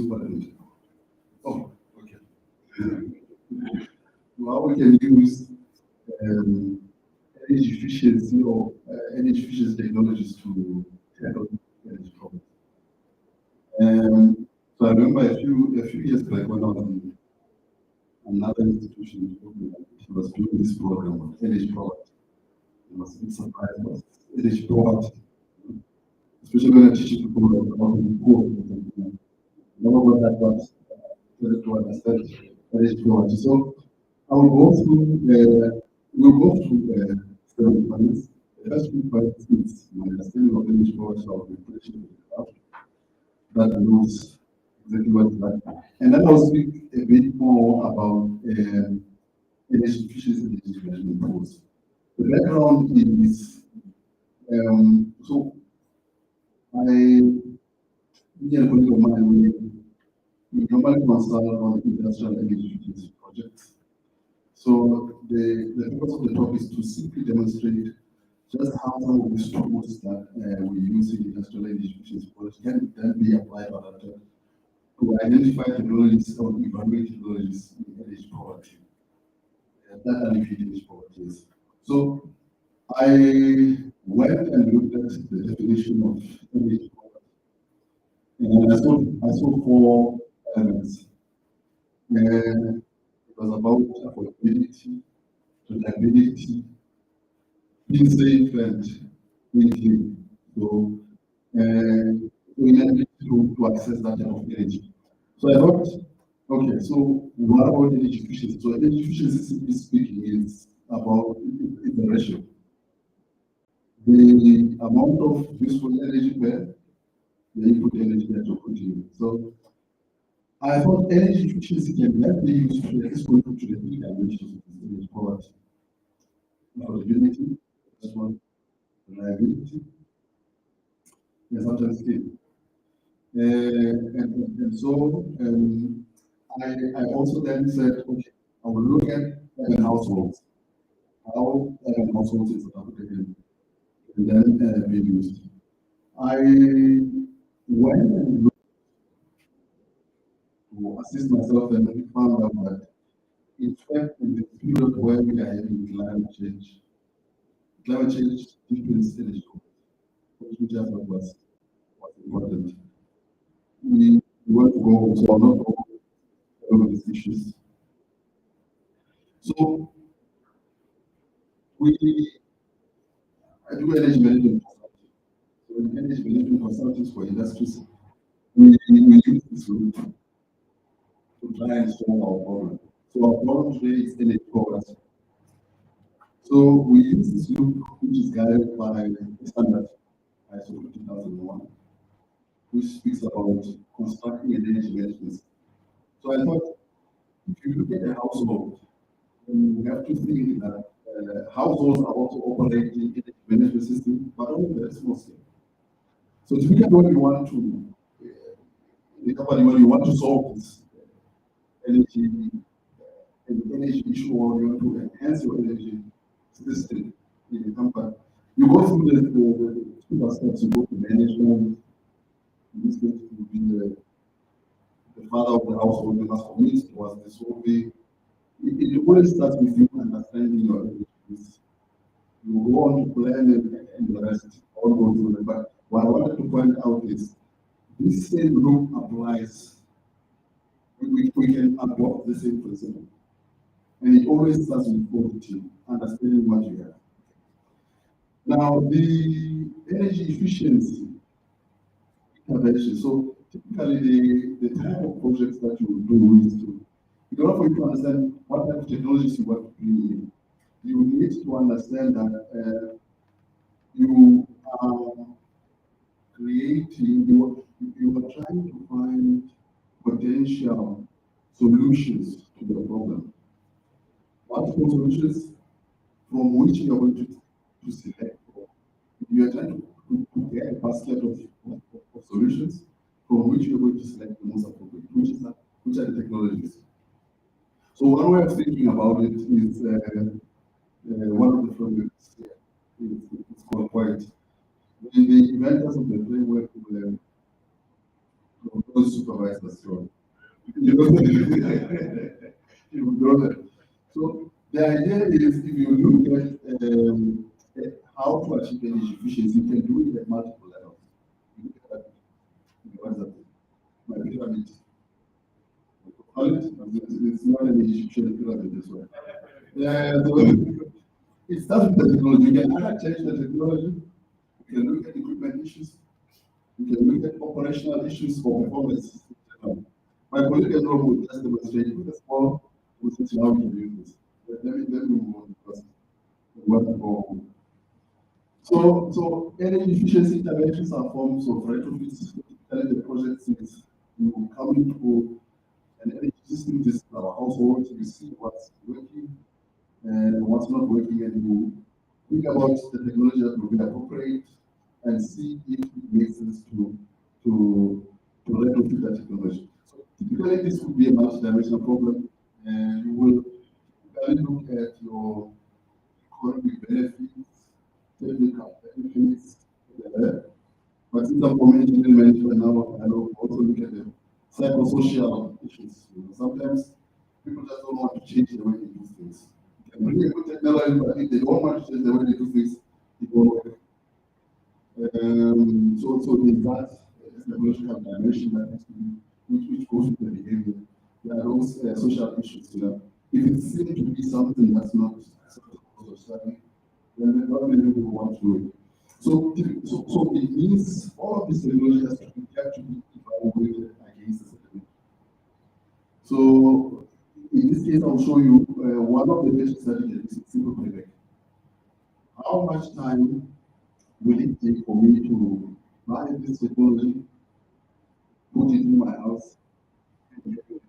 How long will it take for you to pay for it? So typically we use a simple payback definition. And you will see, I looked at some of the recent prices. So this is from Institute of Geography. It's an inclining growth tariff. That is, the more energy you buy, more expensive it becomes.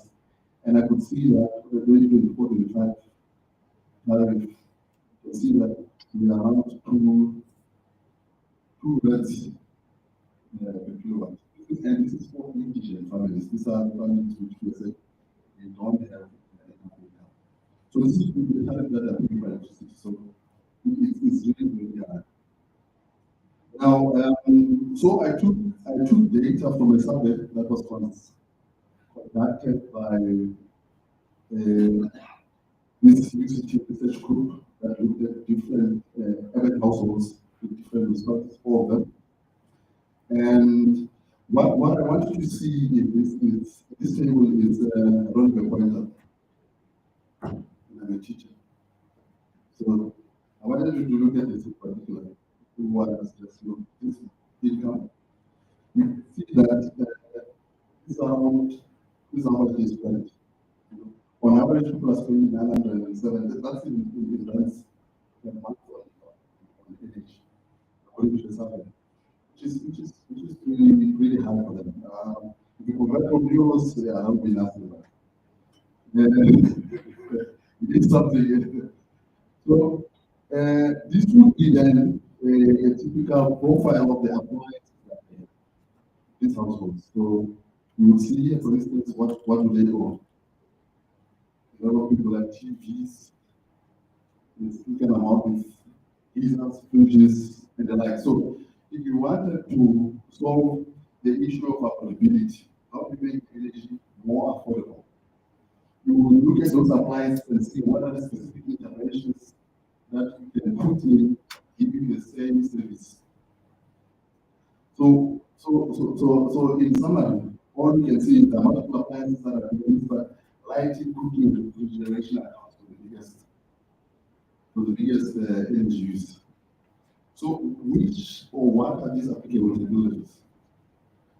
The applicable technologies, in this case, based on the appliances that you have, you can see that energy efficient lighting, which is LED lighting, water heating, that would be applicable. Fuel switching, sometimes we should consider switching from electricity to gas, especially if you're going to be heating. And then you look at your energy efficient appliances. Energy efficient appliances. I copied the EU standard, I think that's for lighting, which raised this energy. So the technology, so the things that one needs to look at are those particular technologies. And the last one, which is very important, something that supports behavioral change, because sometimes you can, simply by changing your behavior, you can actually save on energy. You can make energy use more affordable for yourself. So what are these benefits for that? So generally, implement this then, obviously, in the case of affordability, you should be able to lower your bills. And your quality of life must improve. Because some of these energy efficient technologies we use, say for example, if you compare the two technologies, a light bulb incandescent, which will be costing a lot of heat for you, which will make your own house even hotter. But if you have LEDs which are more cooler, then it will improve your comfort levels in the house. And obviously the other issue is they tend to, in South Africa where energy is being used or it's being generated by coal intensive, which is coal intensive, then you get the reduced greenhouse gases. So looking at the stats, so according to the latest survey, which I think it's a very good indication of what's happening currently, the 2021 survey. I've not seen anyone that's rated. If you look at the low income household technologies that are using, so you can see there I have 3 types of lighting technologies. There is the concept that we know, and then the CFL, fluorescent, and then the energy. So those different types of technologies have different characteristics. But what we are saying is that, for instance, we can change to the LED technology, which is beneficial. So LED technology, for instance, this is important. It's good because then you can get reduced energy costs up to 60%, longer lifespan, which means you don't have to replace it as often. Better thermal comfort, because that bulb is actually heat. it produces 90% of the energy it creates. So you actually warm yourself with that. So if you look at the low income band on the graph that I showed you can see that the blue means the enhanced light technology. And then the other one is the other orange. It's not sure, people don't know what exactly what bulbs they are using in the house. And then the gray is safer. It's the open fluorescence here, and the yellow is. So you can see that there's still scope for these current households to change to energy technology, or at least that was. So I took a simple example. So let's say, for example, we have here a discussion going on. I was told people will bring calculators, writing this. Oh, don't see it. So I wanted to make a small demonstration as an example to say, so imagine you have this household with 6 of these mechanical lights, which spend around 600 rands per month, right? On that tariff, what would you guess would be the overall percentage of cost of their energy use in terms of budget? How much money less, how much less money would they have to spend on their energy if they had retrofitted that into energy efficient lights? What would then be their figure of that? How long will it take for this thing to have paid for itself? This technology. I'll take guesses. What percentage of the budget do you think you'll save?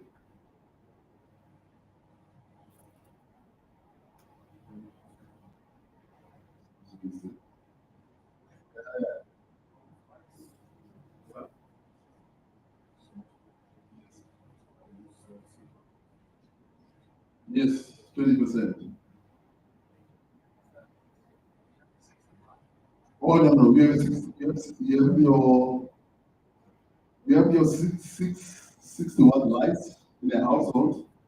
That spends a total of 600 rands per month of electricity. If you want to replace it with LEDs that are around, yes. Sorry? Power yeah. Yes, LED. I see, I didn't write it here. It's the 10 watt LED. Yes.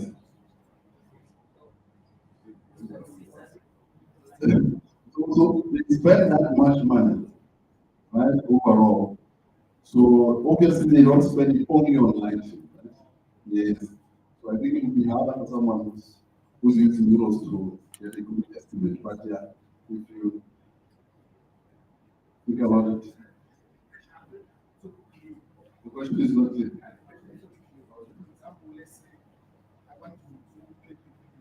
Yes.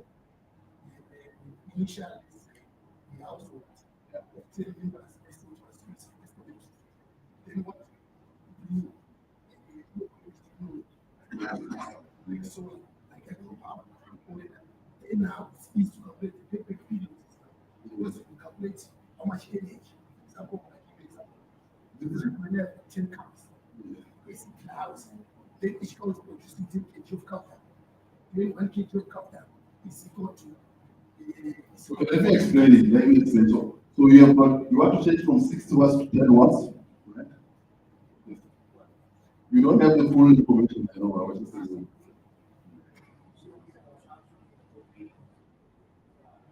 Yeah.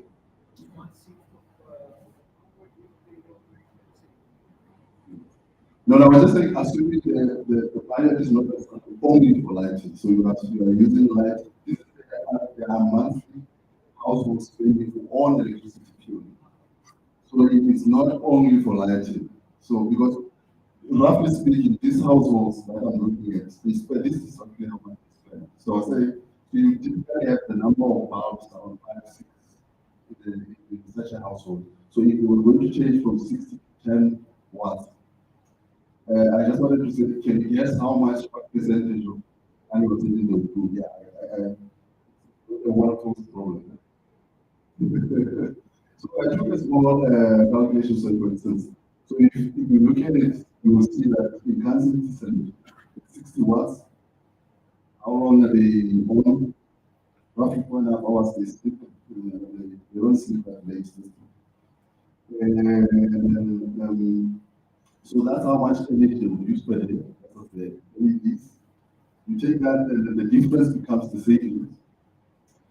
And then, so typically you can get out to 2.5 per hour per year. And then if you look at the payback period, it roughly takes 1.5 months for that light to pay itself. So there wouldn't be any excuse for anyone not to buy an LED light. If you have an income, you just break it. After 1.5 months, you're okay. So if you look at it and do the calculation, you'll see that it actually continues up to almost 20%. I don't know, I didn't give the slide, but it's very close, almost 20% of the cost, by simply just changing the light. Oh, I wanted to talk about this. And you want to finish it off? Yes. Oh, okay.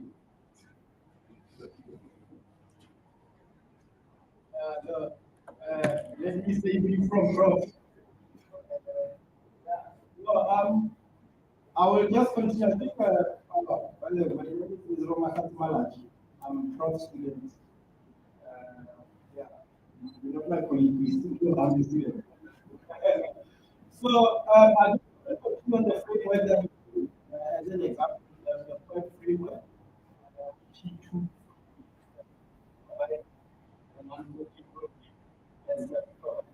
so if we take, for example, like, for example, in South Africa, one of the largest coffee is water, especially on what do you call it?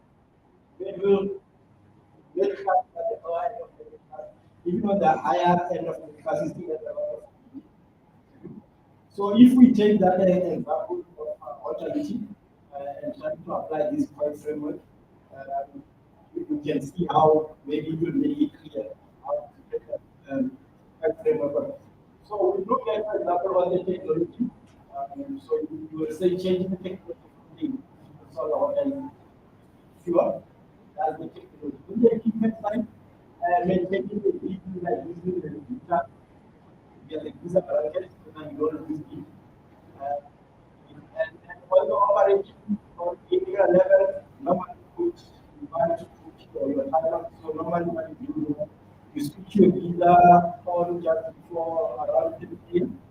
and then you switch it off. But that also depends how you are in your house. And in my house, I will only switch off after you take a shower maybe around 7. So many people do that, take it out by 7, kids are going to school. And my wife is going to work, because so I can take a cold shower. So it's fine. So that's how we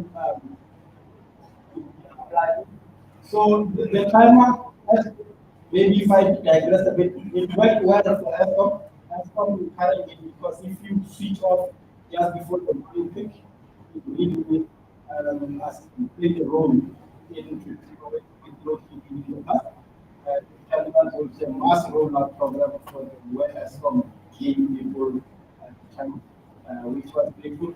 We were just surprised that in 2022 that was not didn't happen, but back in 2009, we did not have much help to deal with the issue.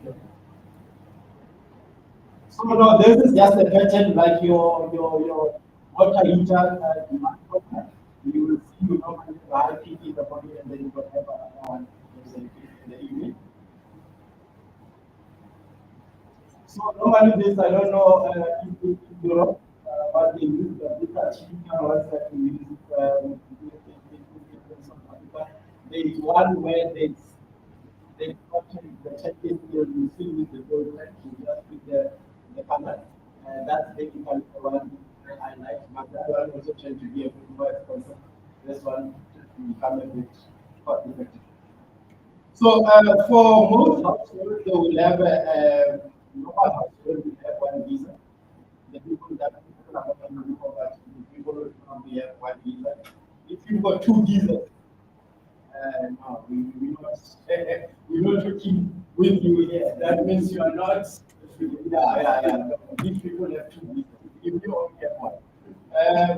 So when I did the last calculation, the electricity price have shot up over the years, like just for heating, like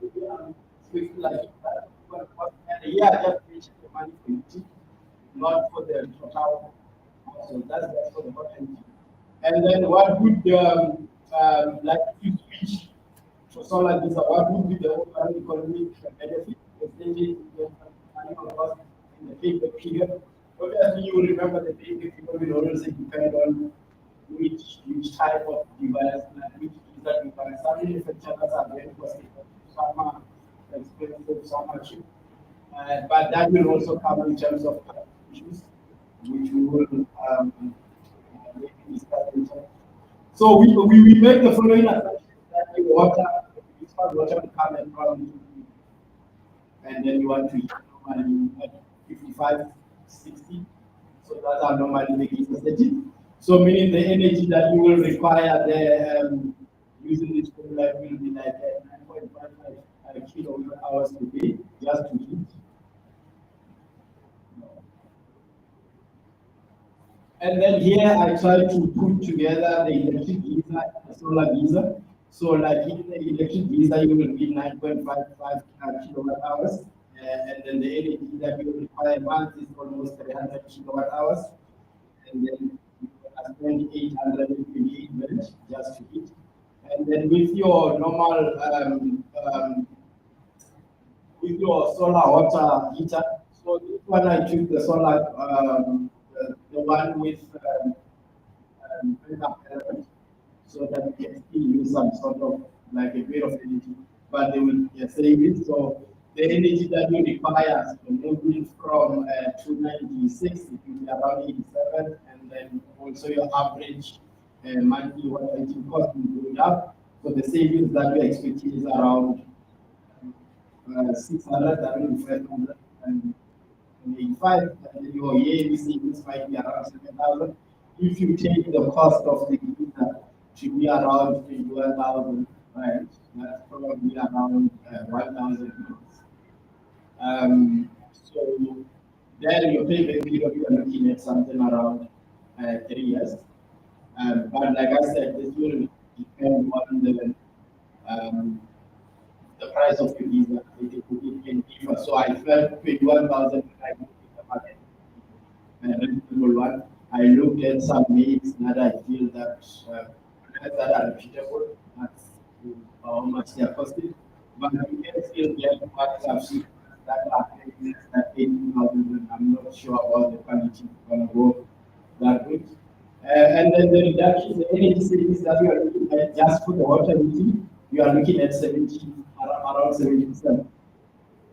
So then there was a problem that was taken off by undertaken by ESCOM, the utility back in the day.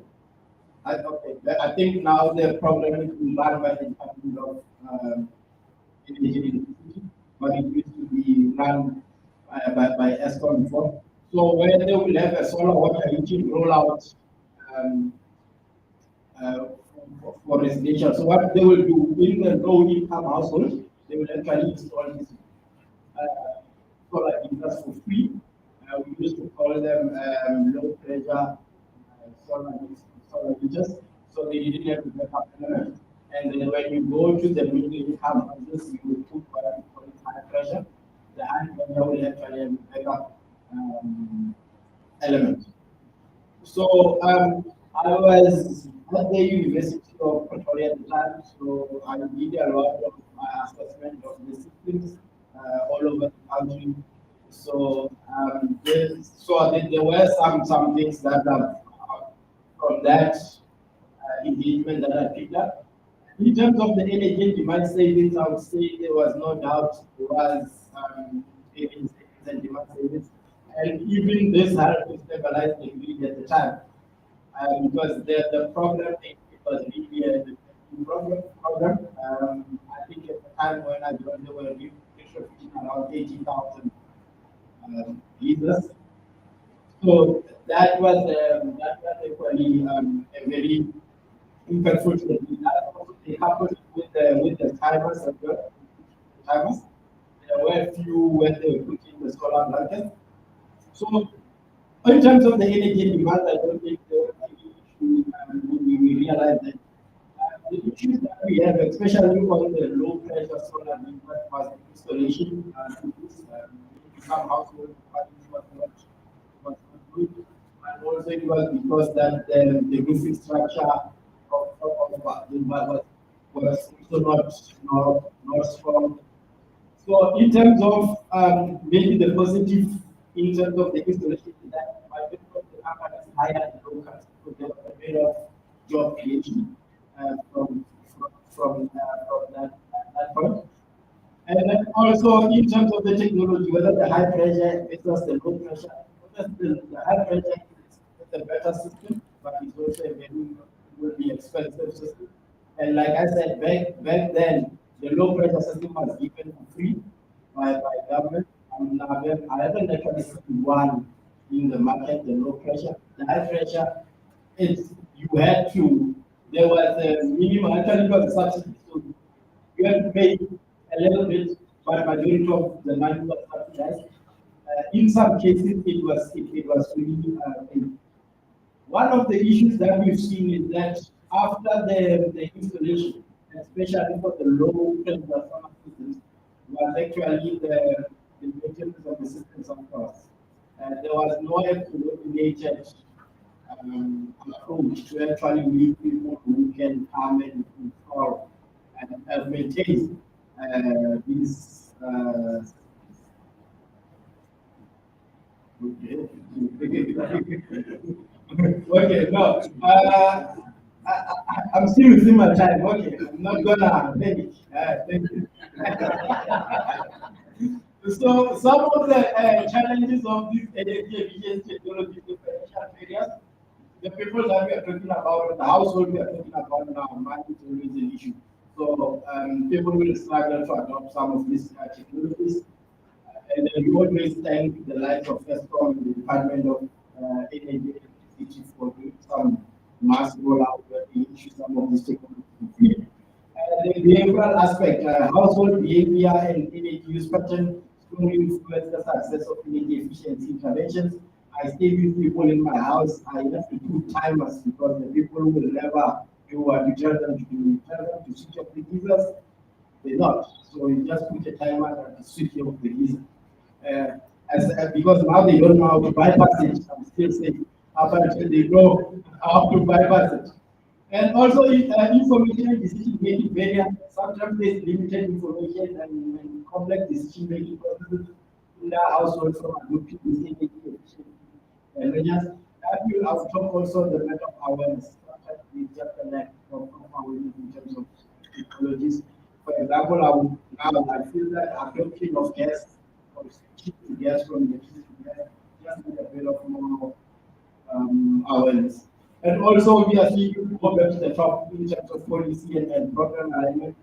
Energy efficiency policies and programs must consider interaction between income levels, eligible equipment, and energy needs to maximize the effective of the households. So maybe like targeted programs can be what the study is doing for the home surfaces they grow, they build the roofs so that they can actually limit the heat exchange. And that will also help with the, but also the mass rollout of the LED lights and so that can be some of those programs. Thank you.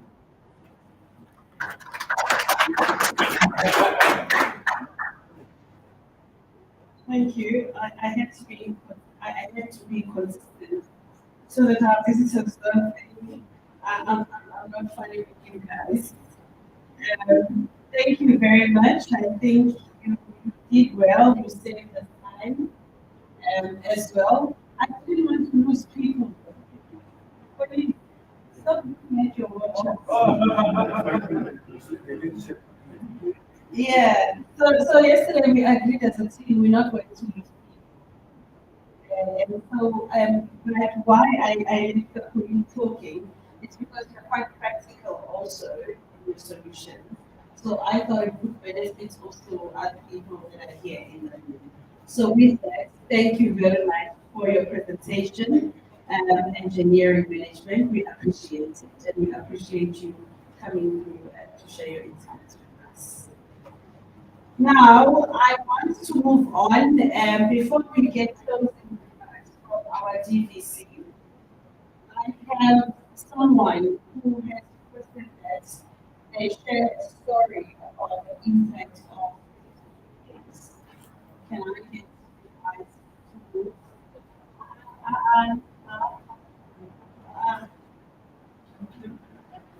guys to uh, do you guys agree?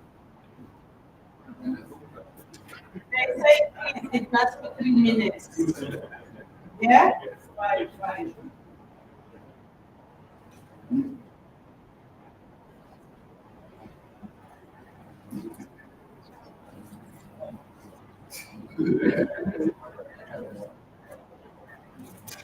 Prof, please come up. Whilst Prof is coming up, those that have questions for the previous two speakers, please get ready so that we go through those questions and we can then get our closing remarks from the DVC.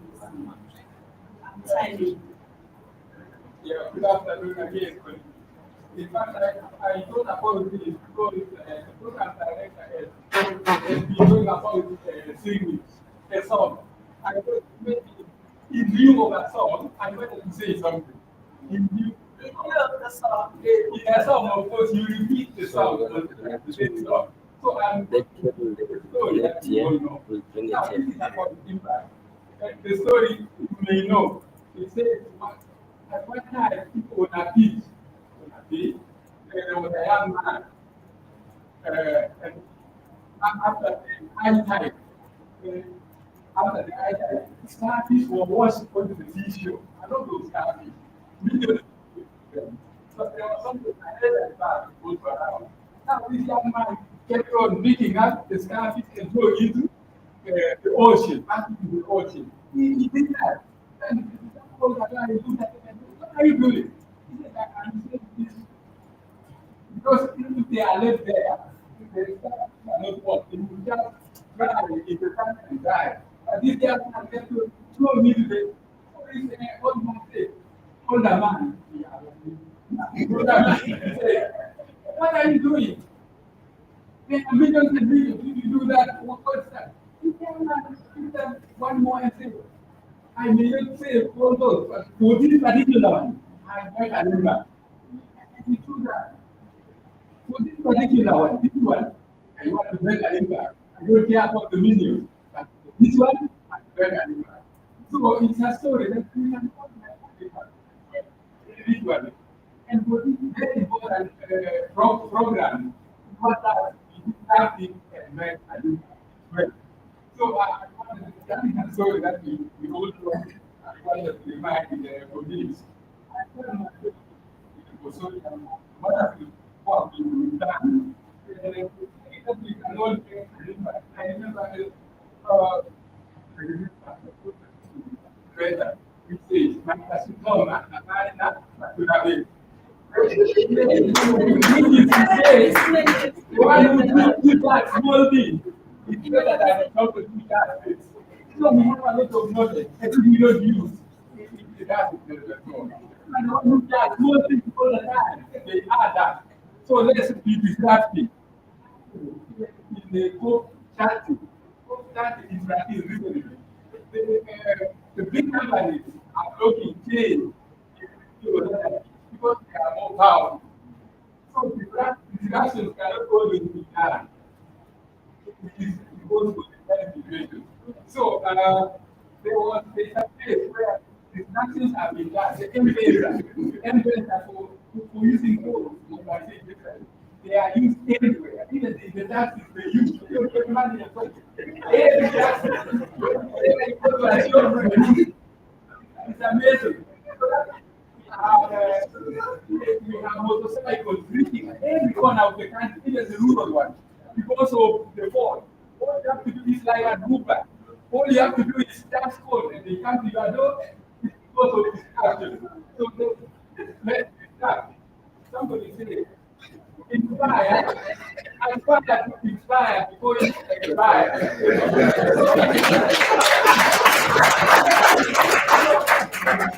I think we help and do that.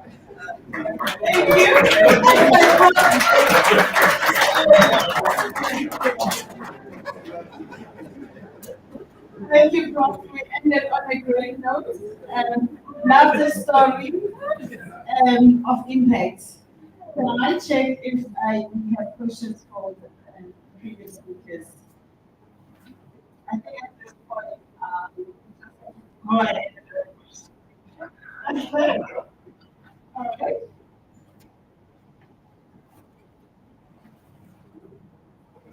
Afternoon. My question is for the last speaker. I can say that based on my experience, from where I stay, yes, I've explored a lot of savings in terms of the visa. The one I have is hybrid, whereby we use this. They didn't have a site that they to switch on to register. So I can tell that during summertime, I don't even need to use any issue for relationship. I can take the shower that when I go to the shower, through the water, the solar. However, my question is, when you were discussing your challenges, why didn't you mention the wedding? Because you were discussing the project was done for installing out, which are people living in the energy poverty. So what were the challenges in terms of the weather? Maybe you didn't buy it or you didn't.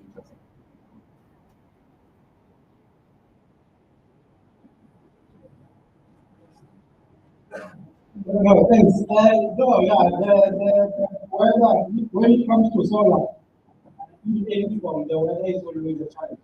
So normally they would use wood or liquid water with their purpose, and during the difficult times like winter when they will have no choice. Go back to their source of energy. Okay, are we taking one last? Okay, there's a question. You also have a question. So can I take that question, and then whoever has responded will just come in for us.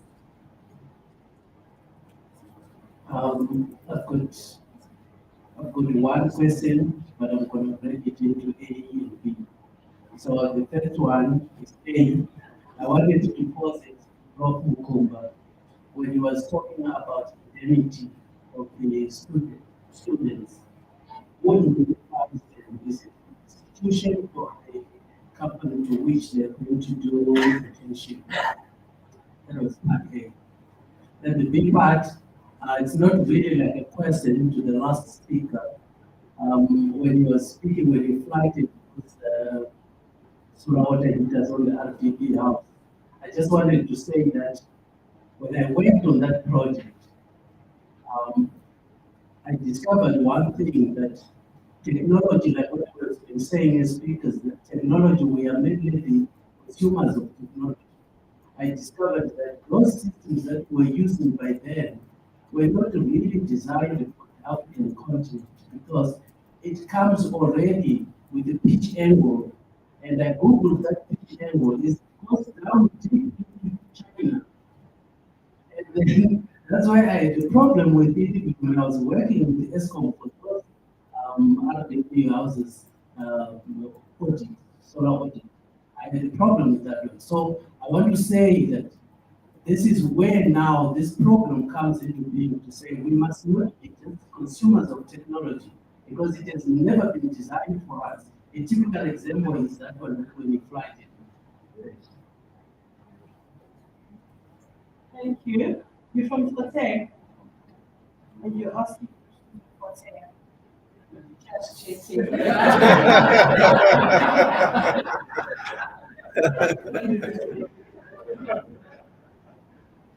My question, the issue of affordability, it become expensive.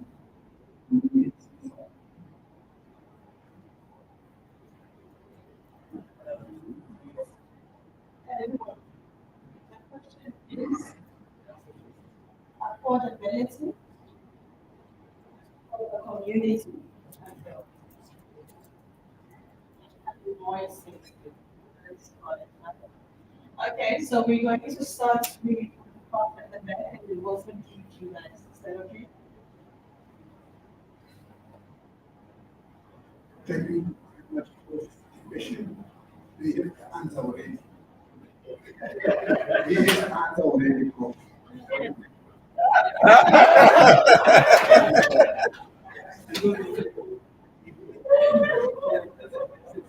So, with that answer. So on the issue of affordability, I think that's why on the conclusion slide, these are the time kicker was there. But we had an issue at the bottom to say some of it, especially when you get this other technologies that are beautiful and so on. Clearly, for those type of households, you need programs and policies, interventions, otherwise they won't work. So you would need such a program that was talking about information about rollout. So unfortunately, we need policies and programs to support this for such interventions. But it was there in the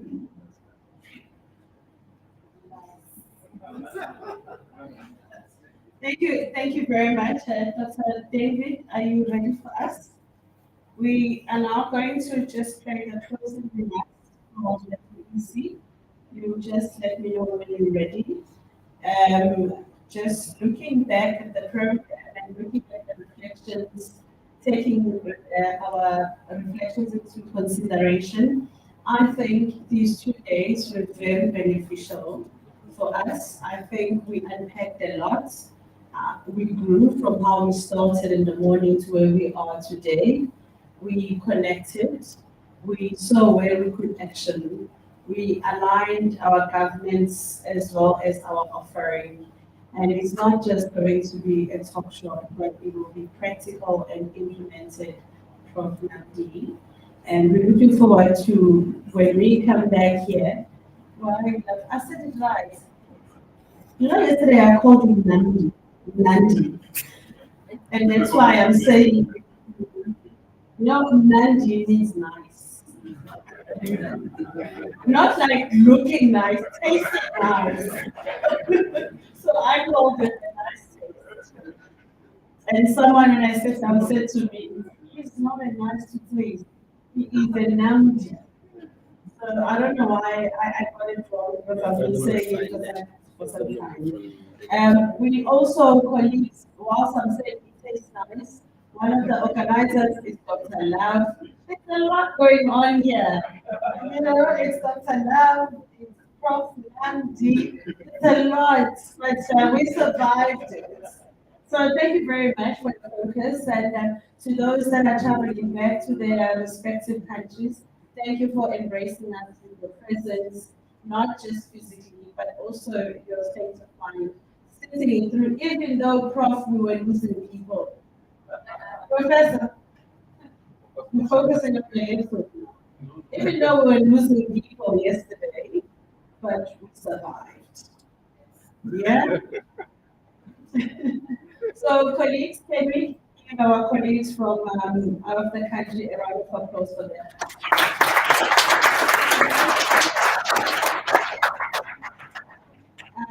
We also still have representatives from UKZN. Thanks for staying, even though your colleagues have left you behind, but thank you for staying and seeing it through until we finish. Thank you for that. My favorites, the energy keeper, the energy students. Thank you very much. Round of applause. The university that has my favorite professor who has just laughing. University of Venda. Thank you for coming through. And thank you for staying with us. Am I in any other university within the country?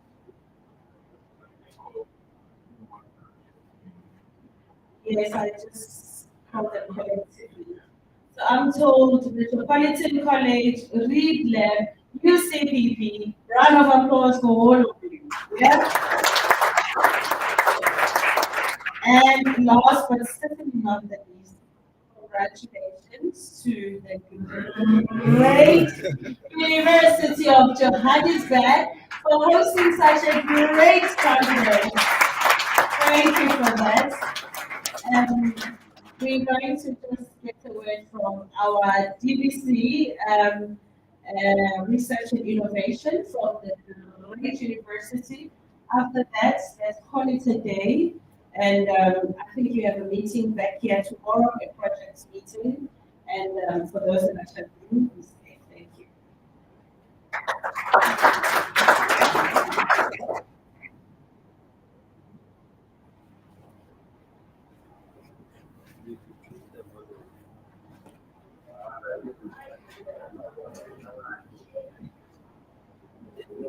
Can you imagine I had to discotheque? Look at this.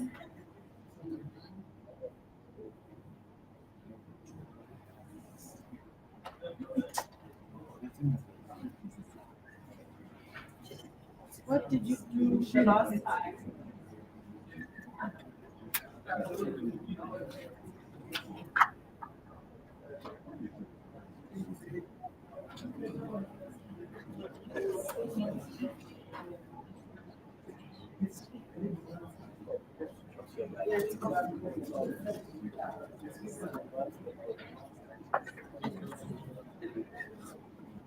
Must use the mic.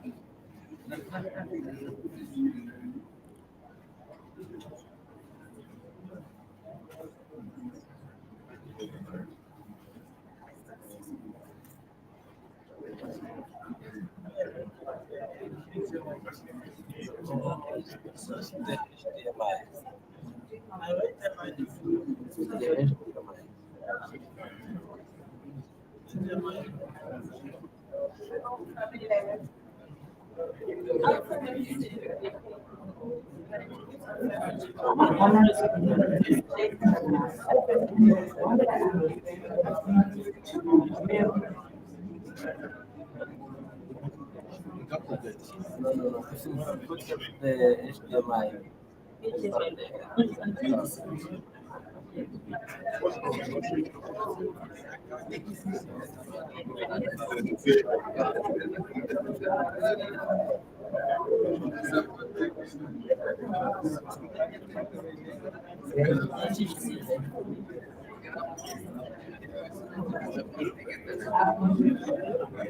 One else, please. Let's maintain public silence as we all know the BBC for closing remarks. Thank you.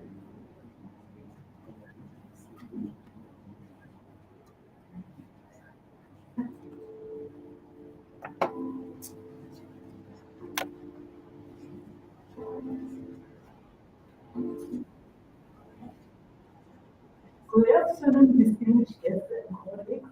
I'm honored to deliver this closing remarks at the end of what I understand have been two very productive days. I've received excellent feedback about the quality of discussions and the politics forming in this forum. Over these 2 days, we've engaged in substantive discussions about one of South Africa's most pressing challenges. We've explored technical innovations alongside policy frameworks, discuss community-centered approaches, and care to the communities itself at the center of your thinking. Partnerships have been formed, networks have been strengthened, and important questions have been raised and explored. That's the mark of a successful workshop. I want to acknowledge the contributions that made this workshop successful. To our international partners from Greece and France, your commitment to this collaboration and the expertise you have shared have been invaluable. To our colleagues from KZN, Union and Village, this partnership is your strength. Your expertise and ongoing commitment make us possible. To our interesting partners, you've kept us grounded in real-world implementation challenges. To all presenters and participants, your engagement and willingness to challenge and be challenged has made this workshop what it is. And to both Lulu and the organizing committee, thank you for a glorious conference. The MSc in poverty and is globally linked. It is the first program of its kind anywhere in the world. That's the result of research.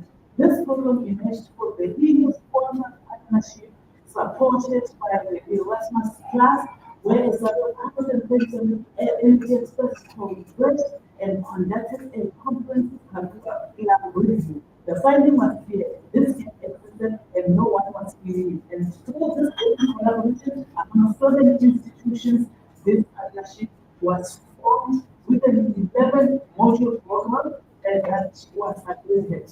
This program combined technical training with socio-economic understanding, policy analysis, and ethical consideration. The challenge that drives us, we must never start of why this matters. About 44% of South African households spend over 10% of their income on energy. Approximately 7 million households rely on services like power and so on. These are where families whose health is at risk, whose children study without adequate lighting, whose economic opportunities are constrained by energy access. UJ is committed to this country. We want to affirm UJ's commitment to this program to addressing energy poverty. This work aligns with our 2025 across all its plans of programs, food and partnership technology for the future societal impact. We plan to continue utilizing our international approach in addressing this issue, having long-term commitment rather than a short-term one. All this program, we are programming modules to understand both technical and social dimensions of energy poverty. We are developing professionals who can advocate for this program and political implementation. We are training leaders who work with communities, not just for them. We are creating child areas for energy justice. We are contributing to UN Sustainable Development Goals 7 and 13, addressing for African capacity as skill area, and this program will serve as a model for African countries. And moving forward, this way does not end. The process continues.